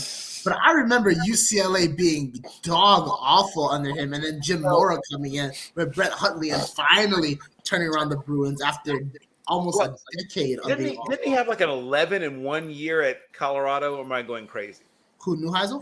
Yeah. That was a long time ago. That was a long time ago. Yeah, he did. You're right. I mean, if we want to talk like that, didn't Carl Dorrell have like a 10-win season at UCLA? He did. He won Coach of the Year that year. Yeah, exactly. Now look at Carl Dorrell. He's not a coach anywhere, you know. So here's another name. Yeah, I mean, it's funny. Jim Moore could be. He's a candidate on. I think. There you go. I mean, UConn is phenomenal. Yeah, but he just got there. But it's Jim Moore. He's not very. He bounces around. He's a liar, right? That's what people say. That's what people say. I'm not saying that. I don't doubt it. UCLA didn't go down the toilet as fast as they did by Jim Moore being honest. A name that I really like for Arizona State, and you guys are gonna chastise me and crucify me for this, is Ed Orgeron. And here's why. That's a great. So here's my game plan. If I'm Arizona State, I'm bringing Ed Orgeron as head coach, and then I'm bringing an unknown offensive coordinator who's currently at Utah Tech by the name of Craig Stutzman. I know exactly who that is. Yeah, no, you do. Was at Washington State. Obviously, the vaccine mandate led to his firing. Was at Hawaii beforehand, and Hawaii had their best offensive output in almost a decade under him and Nikrolovich. With that being said, what is Arizona State known for? Partying, females, and having a great time. What is Coach O known for? Bringing in top players to places where they probably wouldn't go. That is literally a match made in heaven. You give Stutzman the keys to that offense, and they're putting up 55 a game. I just want to let Arizona State know, if y'all want to win again, I'm available to hire for AD. I do require a brand new Jaguar and a $1.2 million contract. But email me, hit my line, and let's get this thing popping. That's all. I would like that hire if they weren't they're going through a lot of stuff with their program right now. Yeah, that's some compliance issues. So Zach might never coach again at any Power 5 level. That's another thing about Arizona State too that people have to keep in mind, is that they are not. Yeah, they're in some trouble right now. They're in trouble. Yes, yeah. Right. So they got to hire somebody that might not be looking at somebody like Kendall Briles or they can't get it. Or Hugh. I heard somebody said Hugh Free. I'm like, they can't hire. Look at Hugh Freeze. No, They can't. Yeah, they literally can't hire. Whoever they hire has to be a pretty safe pitch. Like they can't really get in trouble. They're in a really bad investigation with NCAA right now, and somebody maybe not like David Shaw, but somebody with the David Shaw type reputation. They need a cookie cutter. They need a guy that just sits home and cuts cookies. Squeaky clean. Now that's like the Calhoun thing, right? I mean, obviously, Air Force officer. I mean that helps. I'll throw out a name or two since I guess is what we're doing now. I think that if Gary Patterson wants to go back to coaching. Oh, great.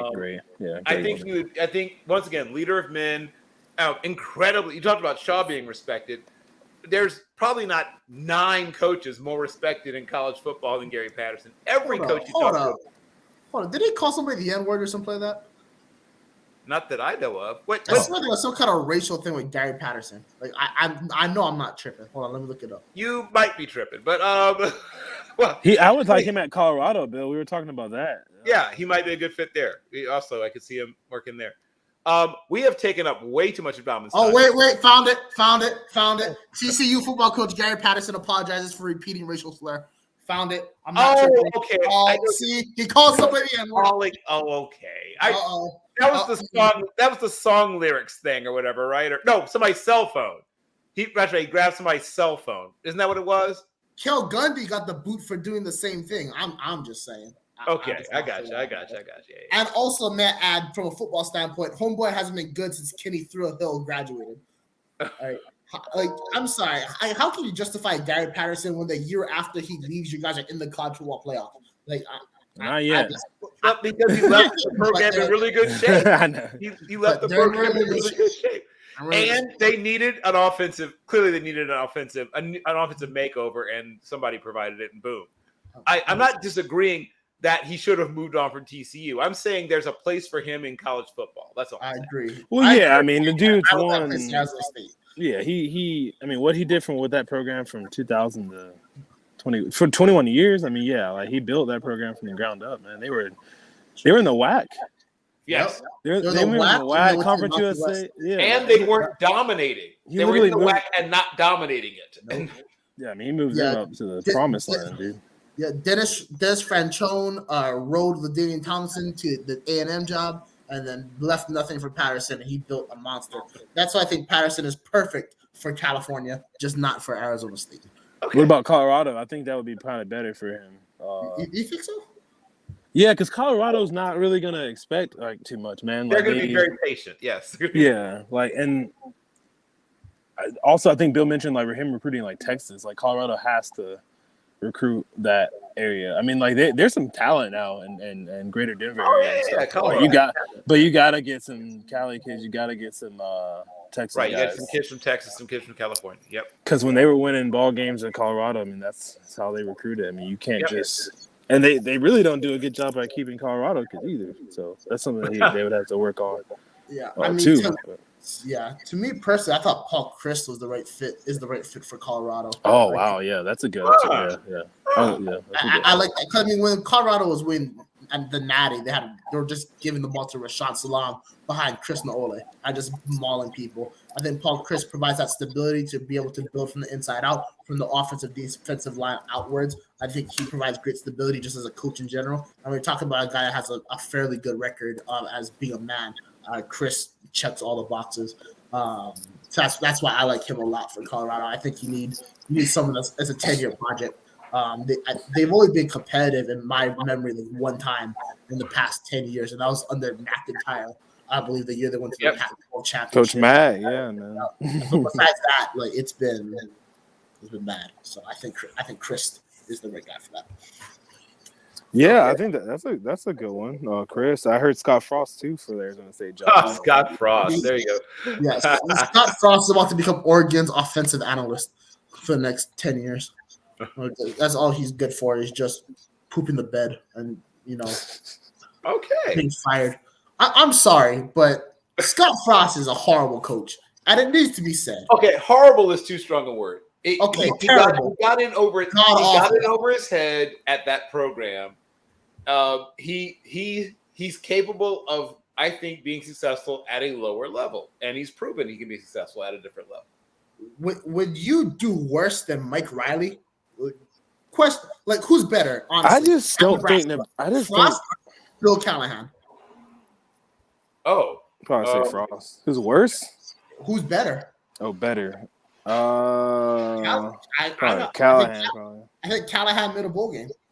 Yeah, I probably say I probably say Callahan, but I don't think Frost is a bad coach. I just think Nebraska's like done, bro. They're not ever going to be good anymore. Like no one wants to go to Nebraska. They're not ever going to. They're not going to. They're not going to. They're just not Nebraska anymore. Like I hate it for them because I was, anytime a coach goes back home and has this big homecoming, it's cool. But then like I just don't think like I don't think Nebraska is like they're a 6-6 ball club. Like I don't care really who gets that job. Like they're not gonna win 10 games anymore. Like they might win it once every blue moon, but they're not gonna be competing for a Big Ten championship in the season.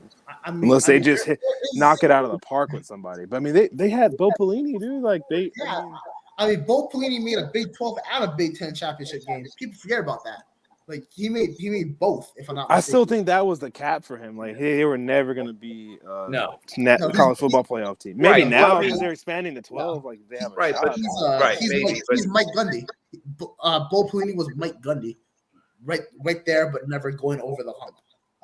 And that's all it is. But Nebraska fans deserve this. Their I'm fans sorry. are just they deserve this. Okay, Auburn fans and Nebraska fans. Their AD went on ESPN and said that Frank Solich deserved to be fired, right? And that's the guy that you trust to rebuild this program.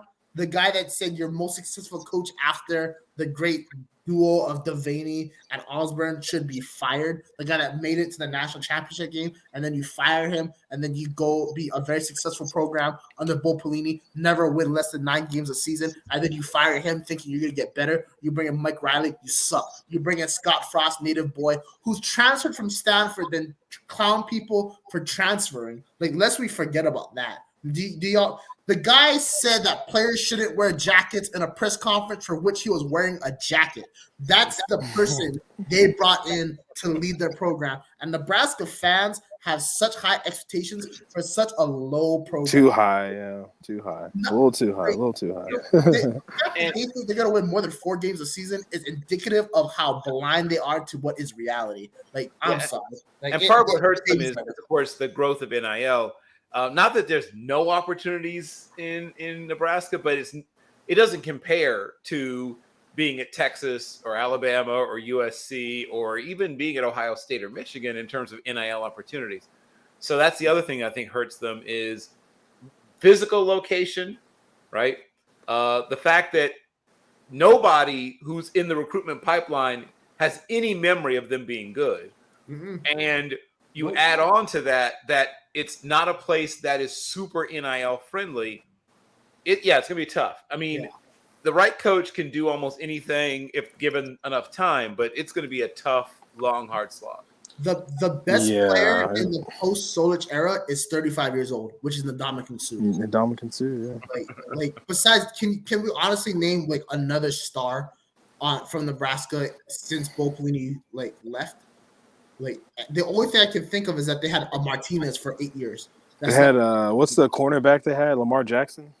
Oh, the other Lamar Jackson. Yeah, Jackson. They had Lamar Jackson and Amir Abudallah. Amir. Yeah. He was good.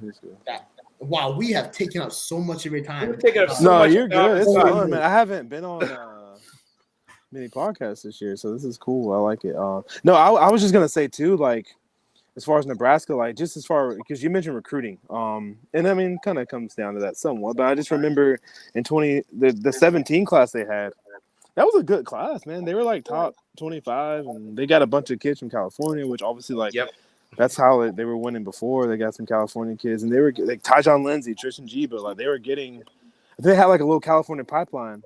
You know, they had 6 or 7 top players from there, and I thought they were kind of turning the corner a little bit in 2017 when they got that class, and it just kind of didn't work out. Like, none of those guys are there anymore.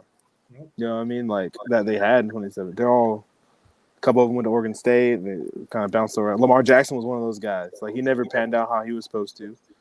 Jiba didn't. Tyjon Lindsey didn't. He did now, but it's taken a long time. He's at a different school. You know what I mean? So, like, I don't know. Like, I don't know. I mean, I think they can still win games.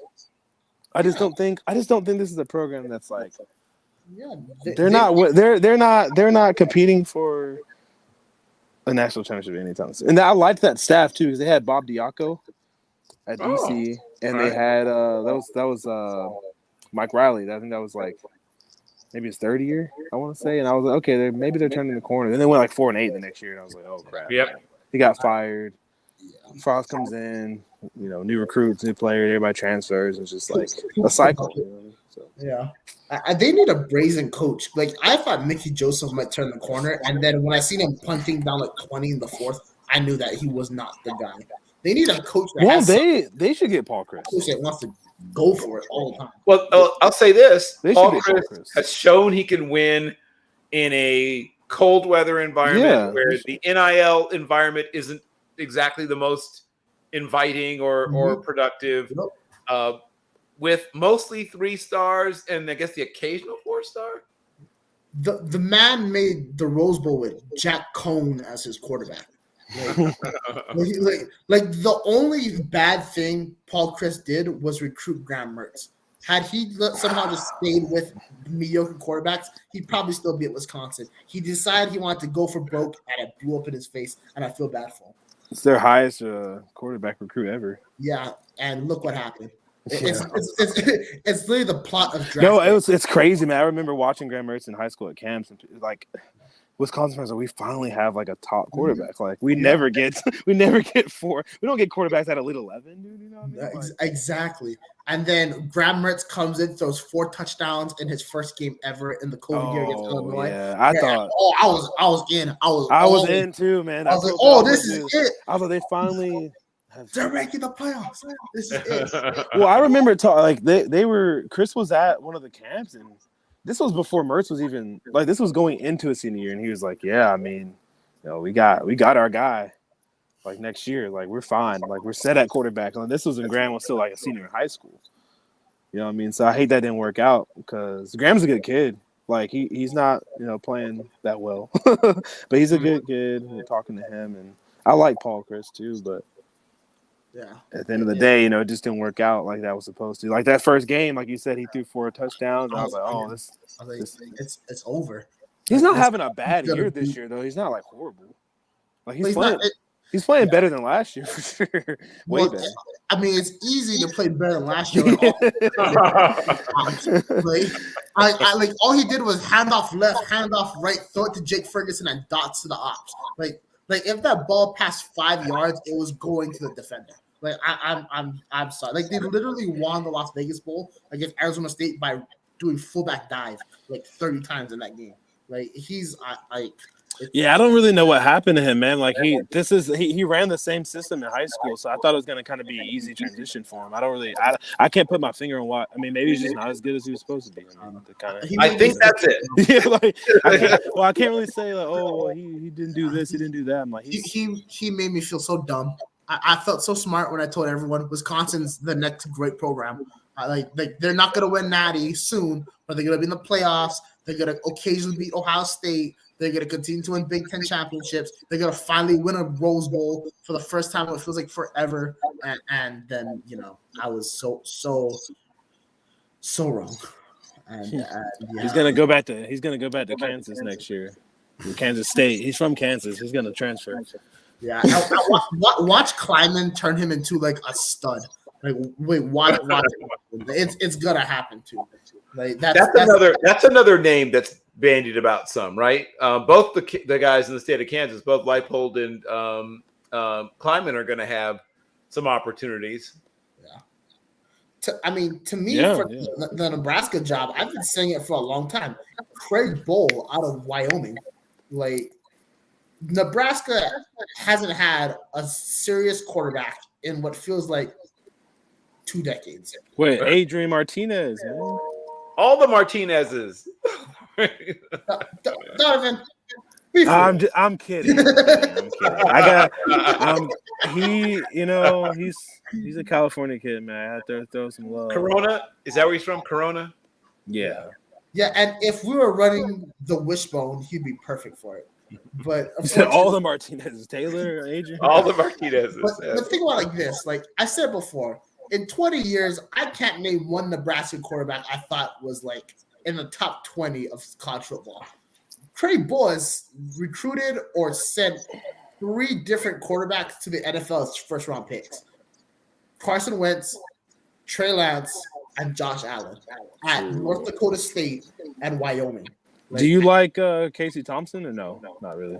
I do actually. Okay. I really like Casey Thompson. I think he just got a raw deal at Texas and at Nebraska. I think because you just had me thinking about Nebraska. I can't. Adrian was there for so long. I feel like I know. I can't think of any other quarterback besides him and Casey Thompson because Martinez was there for like 5 years. Yeah, no, there's so many Martinez's. Taylor and Adrian. I like Casey Thompson a lot. I was rooting. So when Texas got Ewers, right? Obviously, Thompson was gone. And I was hoping Oklahoma was going to pick him up. His dad played at Oklahoma. I thought he'd be a great fit in Jeff Levy's system because he's a decent passer and he's very mobile. And unfortunately, Oklahoma didn't make a move for him. He started out the season pretty good against Northwestern. Little did we know Northwestern was going to suck. But he seemed like he was really blossoming in Whipple's system. And then they just fell apart when they returned to Lincoln. They didn't play that great against North Texas. They put up a lot of points, but then they lost to Georgia Southern. And unfortunately, his career is just a big what if.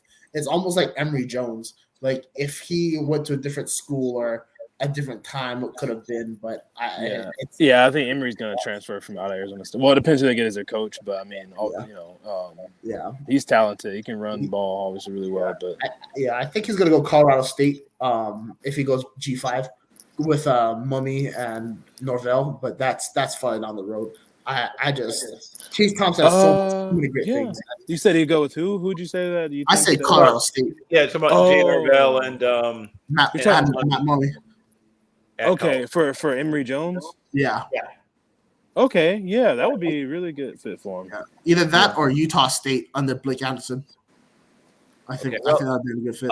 Since Donovan's not going anywhere, I'm going to slap in a couple of quick commercials, and then we'll have Donovan stay with us, apparently. So hold on for just a moment. In 2006, we founded Yeti Coolers with a simple mission: build the cooler we use every day if it existed. One that was built for the serious outdoor enthusiasts rather than for mass discount retailers. One that could take the abuse we knew we'd put it through, out in the field and on the water. One that simply wouldn't break.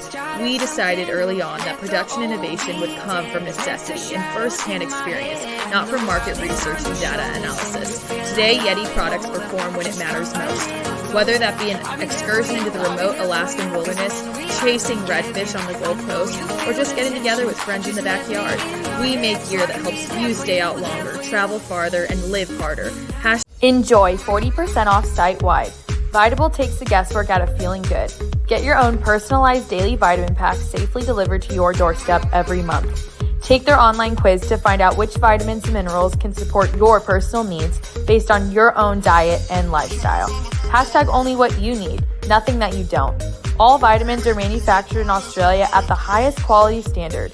Ingredients come in the best form for their absorption by your body. Enjoy 40% off site-wide using code NBS40 at checkout. This commercial is brought to you by TrueBrain. Say hello to TrueBrain. We're not magicians. We're not going to turn you into a rocket scientist, unless you're already a rocket scientist. We're not Big Pharma, and our products are custom made to boost mental output. We empower people to do their best thinking. We are back with official friend of the show, Donovan James, who has been in the past with Scout 24/7, and now is with Trojan Wire. Did I leave anybody else? I was with Rivals, not Rivals. Scout. There it is. Yeah. I knew I was forgetting cool. one. That's not good. Because I made a disparaging comment about Rivals earlier in the show. So please, Did you make disparaging comments about everything? Rivals is not this. It's not the same company I worked for. They changed everything, so I don't. Yeah. But there's some 4 stars that shouldn't even be 3s. But Rivals we're is not gonna talk about not one of the top recruiting sites anymore. Okay. Hot take. No, there it is. Thank you. Well, good. This is good. We've gotten some exclusive material that now we'll cut that up. That'll be in the promo. Welcome back, everyone, with third host Donovan James.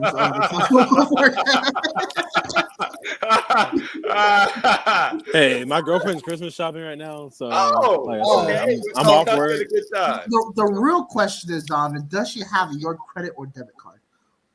No. Okay. I mean, I can Venmo her and cash her. Veteran move from Donovan. Are you using this show to hide the pain that will be your statement? Because I understand if that is the case. She's not gonna watch this far in the show, so I can say whatever now. That'll be, Yeah, PC she the lost first, interest an hour and 39 minutes ago. Yeah, she's not a big football fan. So. No, that's what I do. Sometimes, even though she's actually her cousin's Isaac Nada, but she's not a football fan. Oh, that's right. Oh, really? Yeah. No way. Yeah. Yeah, that's her cousin, but she doesn't like football that much. So. Big soccer though, so we got the World Cup coming up Monday. So very nice. But anyway, I don't want to take up y'all's show, man. No. Well, Donovan, if you didn't want to take up my show, you're about an hour and 20 minutes too late. Yeah, I know, right? but that's not a bad thing at all. I've had a wonderful time. We really have. Time is flown. I need to pick up people, but I'm not. I know. So we're actually going to wind down the last few thoughts of the show, and Donovan will be with us for the first time ever. He'll stay all the way to the end of the show. Why not? Yeah. And Donovan, there's a possibility he might be back next week, considering it's USC versus Notre Dame. So if you know Donovan James, DM him and ask him to come back because this has been a treat. I appreciate you guys, man. It's fun. I like talking ball, man. Oh my God, yes. Okay, so as we finally, for real, get towards the end of the show, I'll start with you, Brock. Give me a couple of final thoughts. Maybe a game we haven't talked about and really won't have time to talk about, but that you'll be watching and why it interests you. Oh, great question. A game that I will be watching very closely will be Tennessee and Vanderbilt. And here's why. I think Tennessee is going to smoke Vanderbilt, but Tennessee is supposed to checker it out Vanderbilt Stadium, and I think that's going to be a sight to see. And I'm so happy because the Vols are finally relevant for the first time. It feels like forever. But the other reason I'm keeping a close eye on it is because part of me also low-key hopes Vanderbilt upsets Tennessee. Right now in the college football playoff projection, we have an absolute cluster at the top for the 4 spots. Obviously, Georgia's number 1. Number 2 is Ohio State. Number 3, Michigan. And of course, 2 and 3 will play each other in the big game 2 weeks from now.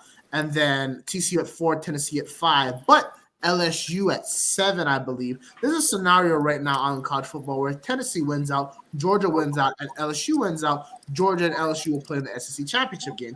If LSU beats Georgia, the question then becomes who goes to the national championship the college football playoffs. Should it be Georgia and LSU? Should it be Georgia and Tennessee? Should it be all 3? If it's all 3, where does TCU fit in if they win out? Where does Ohio State and Michigan win out?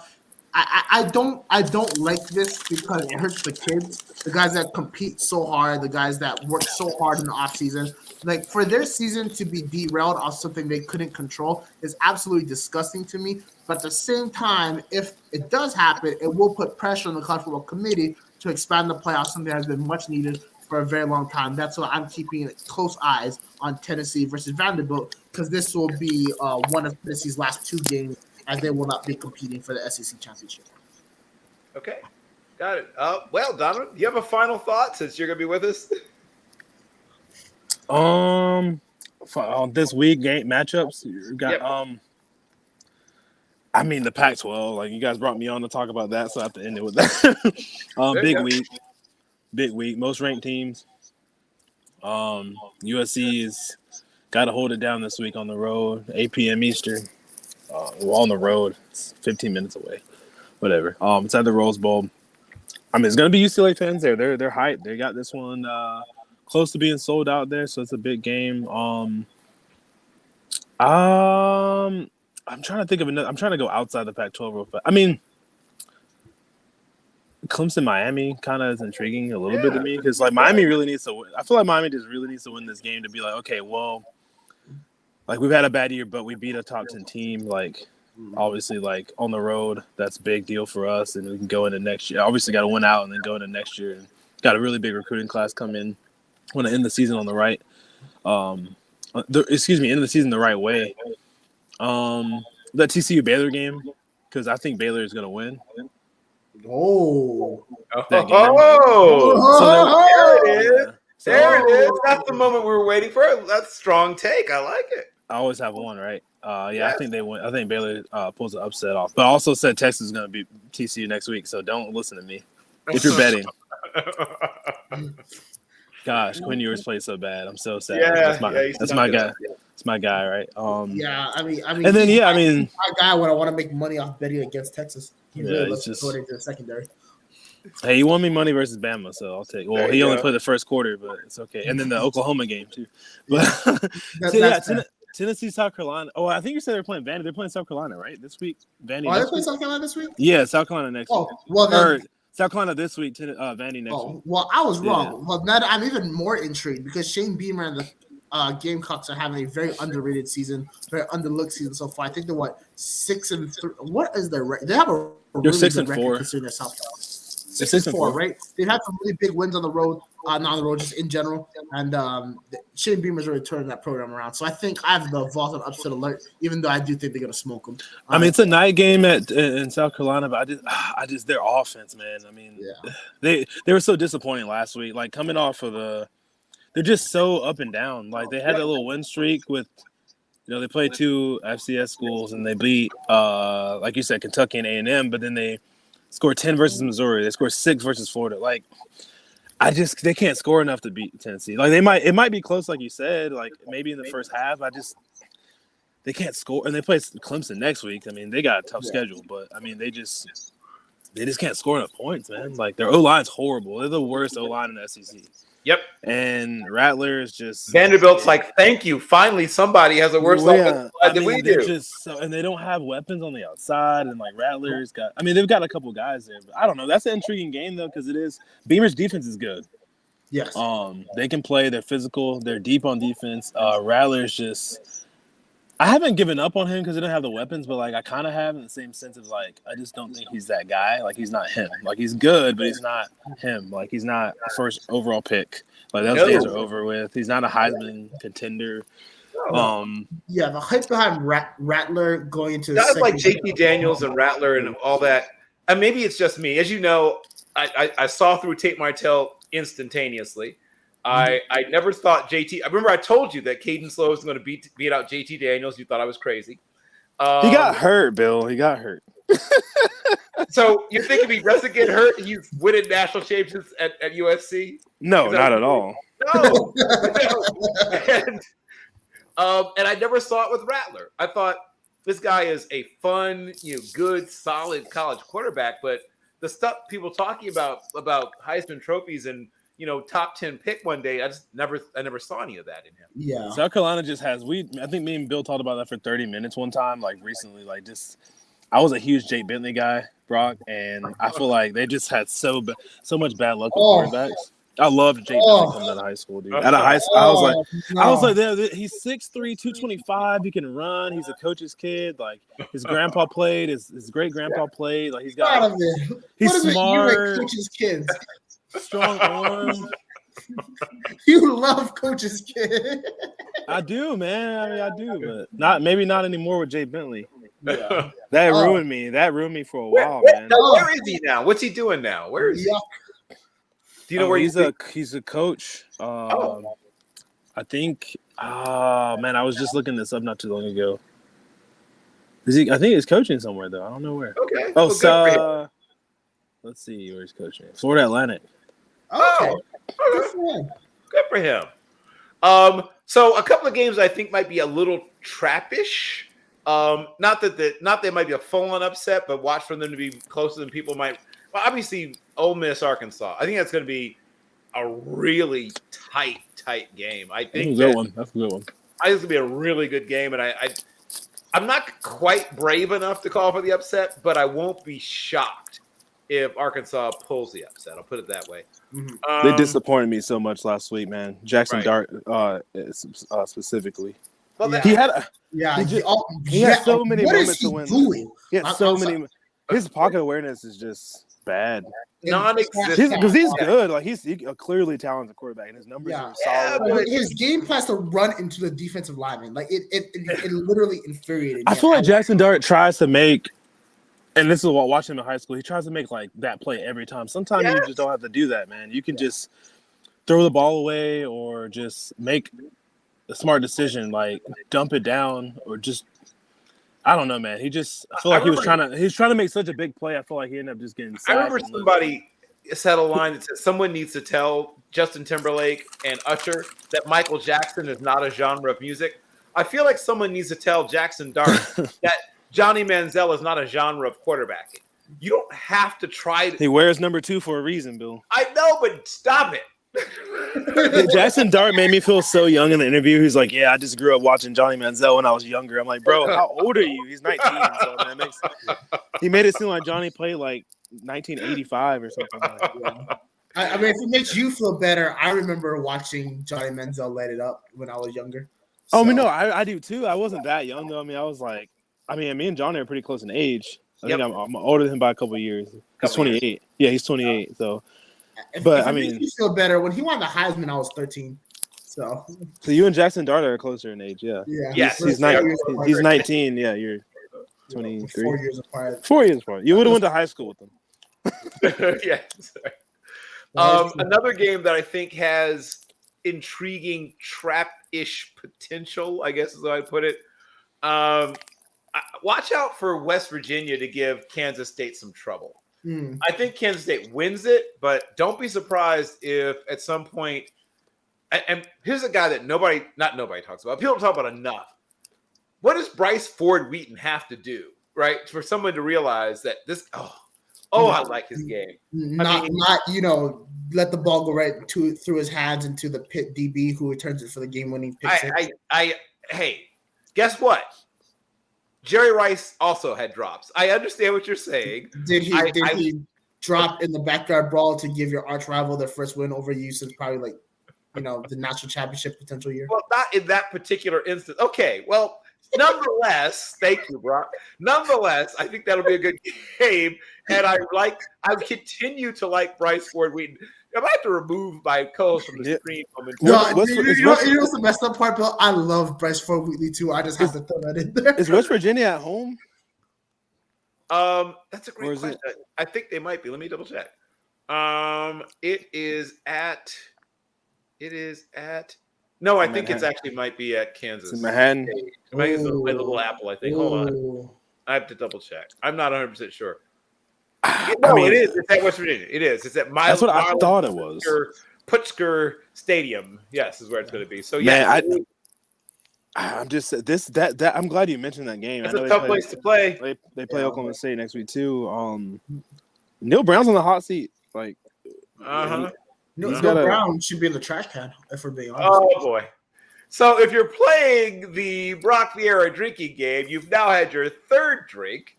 Because every time Brock fires a coach on the show, it's a lot of firings. Yeah, I know. Brock's paying a lot of money out, buyouts and all this. I would keep Neil for one more year with it's OC.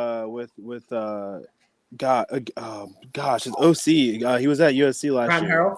Graham Harrell. Yeah, just because. I mean, is JT starting or Garrett Green? I don't know, but either way, like they got to figure that out. It's kind of both. Yeah, they're both playing a fair amount. Yeah. I mean, I know JT's supposed to start, but he's on a short leash, man, like right now. So they got to figure that out. And I don't know. It's a big game for them, though. I like it. Yeah, it's a good one. Yeah. I mean, I'm about to say something's probably going to piss. They said he might play three quarterbacks, he said. Oh, Jesus. Sure, why not? Why not? See, that's why Brock wants to fire him, because he's trying to play three quarterbacks. No, I'm sorry. How Graham Harrell got the West Virginia job is beyond me. Oh, no Graham Harrell slander. Come on, man. What do you mean, no Graham Harrell You know how he got got the job with JT. That's a package deal, dude. They went there together. But then throw the package in the trash can and move on with your life. Huh?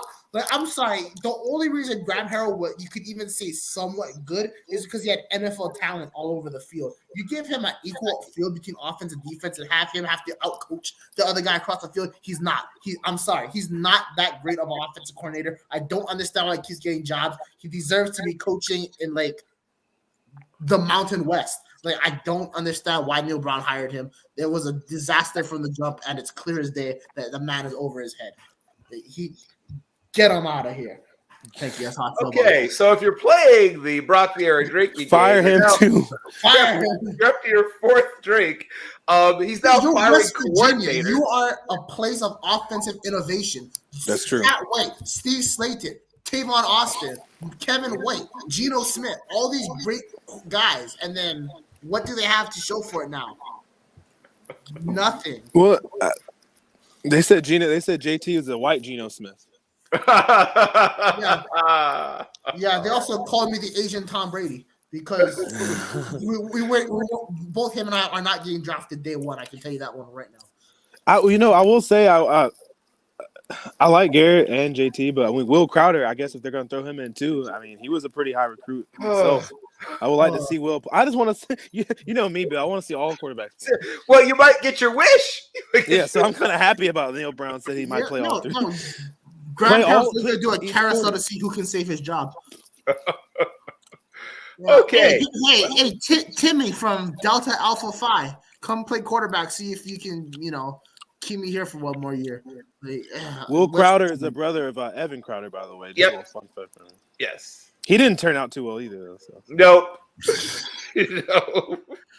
And on that very disappointing note, it's time to end right now the world's longest episode of College Football Forecast. But I'm going to let Donovan tell people where they can find his work and follow him on social media and all that good stuff. Yeah, follow me on social media. The name's at Don James Sports. The name remains the same. Find my work at Trojans Wire via USA Today Sports. I'm just work. I mean, I obviously am gonna have stuff up from the game tomorrow, USC versus UCLA. Some recruiting tidbits up because there's some big games tonight. Alamitos, is playing Mater Dei, which is a huge game for USC recruits because there's like 18 of them in that game, including Malachi Nelson, number 2 quarterback in the country. Number 1, some sites depends on if you like Arch better or not. But yeah, I'm excited. A lot of good high school football tonight. So we'll try to interview, I think, Mekhi Lemon. I want to put some up with him. He's a 5-star receiver going to USC. After his game tonight, probably get an interview with him this weekend. Hopefully a win, but probably not because they play Mater Dei. Also, I want to say this, just being a high school football guy, man, and I don't want to talk about myself. I've talked enough on this show, but I'm just so happy for Bruce Rollinson, man. I consider him Legend. In my era, the best coach in high school football for California, at least, just because, like, Mater Dei, growing up in California, that's the school, like, you kind of just look up to. And they've had so many guys. My favorite USC quarterback of all time, Matt Leinart, starting from him, Matt Grudegood, to JT Daniels, who we were just talking about, JT Daniels, and Ross St. Brown. I mean, y'all know Mater Dei players. I could go on forever talking about that program, the Monarchs. Bryce Young, I mean, so many guys. And, he announced he's going to retire after 34 seasons as the head coach, 41 if you include assistant coach at Mater Dei. And, man, this is the most sought-after high school job. People were talking about this on, like, national news for a high school job. Whoever gets this job, they're talking about they're talking about Sean Aguano getting the job from Mater Dei. And he's head coach at Arizona State right now. That's how big of a job Mater Dei is. Where's Antonio Pierce now? Las Vegas Raiders. Yeah, he went back. Okay. Yeah, I thought he was in the NFL. I wonder if he'd be in the running. I can see that. His record is pretty shady, though. Yeah, I mean, but for high school, though, at Long Beach Poly, he did a pretty good job when he was there with Matt Corral for a little bit. I don't know, like, he could go there. I think Mater Dei, they're going to try to hire somebody from in-house, apparently. Or, Bruce has got he's going to be there still. Like, he's going to be a part of the program, just not head coaching anymore. He's getting up there, man. And he's 71 years old. Yeah, so, he's in his 70s, yeah. I just want to say, like, man, I'm so happy to cover all these high school games, the Mater Dei games. The first game I covered, I was in awe. I was just going to Santa Ana Bowl, covering Mater Dei Bosco when Josh Rosen was there. It was crazy. The atmosphere was insane. It was Josh Rosen versus JT, and it was Brew McCoy and Amara St. Brown and all. I mean, just so much talent everywhere. Like, it was crazy. So watching Coach Rollison coach, and I can't wait to see who they hire. Like Bill said, there's gonna be a bunch of. I kind of want to talk to Bill about who they should hire. Actually, maybe we'll talk later. But anyway, I just want to say, I'm happy for them. I hope they win the state championship and win another, maybe national title too. And they got some good players on that team. He did a good job, man. I'm just happy to see his career. I didn't get to see all 34. But I saw most of it. Like I said, he was probably the greatest coach in my lifetime for high school football for California, at least, maybe in the country. So hats off to Coach Rollison and Mater Dei. But man. I'll write something. I got something I'm doing. Basically, what I was trying to get to. I'm doing the top 10 Trojans that he coached. Oh, okay. So you have Leinart on there and JT and like Brew and some other guys. We'll see. Matt Grudegood. I want to name everybody, but I'm kind of going to go old school, though. By old school, I mean like late 90s, early 2000s. Because like I think a lot of his best players are from that team that went like 42-2, I think, with Matt Leinart as 3 years. Matt Barkley will be on there too. A bunch of guys. So we'll see. But thank you guys so much. I really appreciate it again. Oh, the pleasure is ours. And we may well be seeing you again very soon, as Brock alluded to. I want to thank, well, first of all, anybody who made it through this marathon. I would like to also obviously thank Donovan, because he is now officially a friend of the show. You and Josh Keatley do have standing invitations to come back anytime. There's anything. Shout out Keat, man. That's my guy right there. Oh, yes. If USC and Ohio State men the Rose Bowl, my goodness, that would be. So yes. I don't want it. But yeah, that'd be cool. That didn't end well last time we played Ohio State, so we'll see. Good point. But yeah, thank you all. Thank you to my awesome co-host, who's occasionally a little spicier than necessary, but hey, that's part of what makes him fun. Brock. Only personal issues in my life that have inspired it. That's all. Oh, okay. Well, is there anything that you're working on that the fans should know about, Brock? Yes, absolutely. So obviously, college football forecast. We also do No Huddle Necessary every Wednesday. Bill hosts. I'm on there. Our great friend Steve Rogers on there. The other Steve Atkinson's on there as well. Sometimes we got Mello, my man Williams, and also Thomas. He correctly predicted the Phillies. Brown Jr. on the show as well. Check that out. I'm always writing articles for Midnight Sports Today. I'm putting out content for Midnight Sports Today. And then now for MBS, I will be covering the XFL. I will be dropping some of my opinions and takes about the draft and who has some of the great rosters and some of the picks in that. And then as we continue on, I will be talking about some of the best NFL prospects in the XFL as the season progresses. Looking forward to that. I'm looking forward to coming back to this show next week with, of course, you, Bill Carroll. Hopefully you again, Donovan, talk more football. We're going to talk SCS. We're going to talk Jules Shillelagh, whatever there is. We're going to talk about it. Yes, and if you are into defensive tackle play, I really like this defensive tackle class. I'll be writing about what I call my not top 10, guys that are sort of outside of most people's top consensus rankings at the defensive tackle position that I think are really good, underappreciated players. And once again, you find that on Nuts and Bolts Sports. I want to thank anyone and everyone, like I said, who managed to somehow survive. And we are OUT.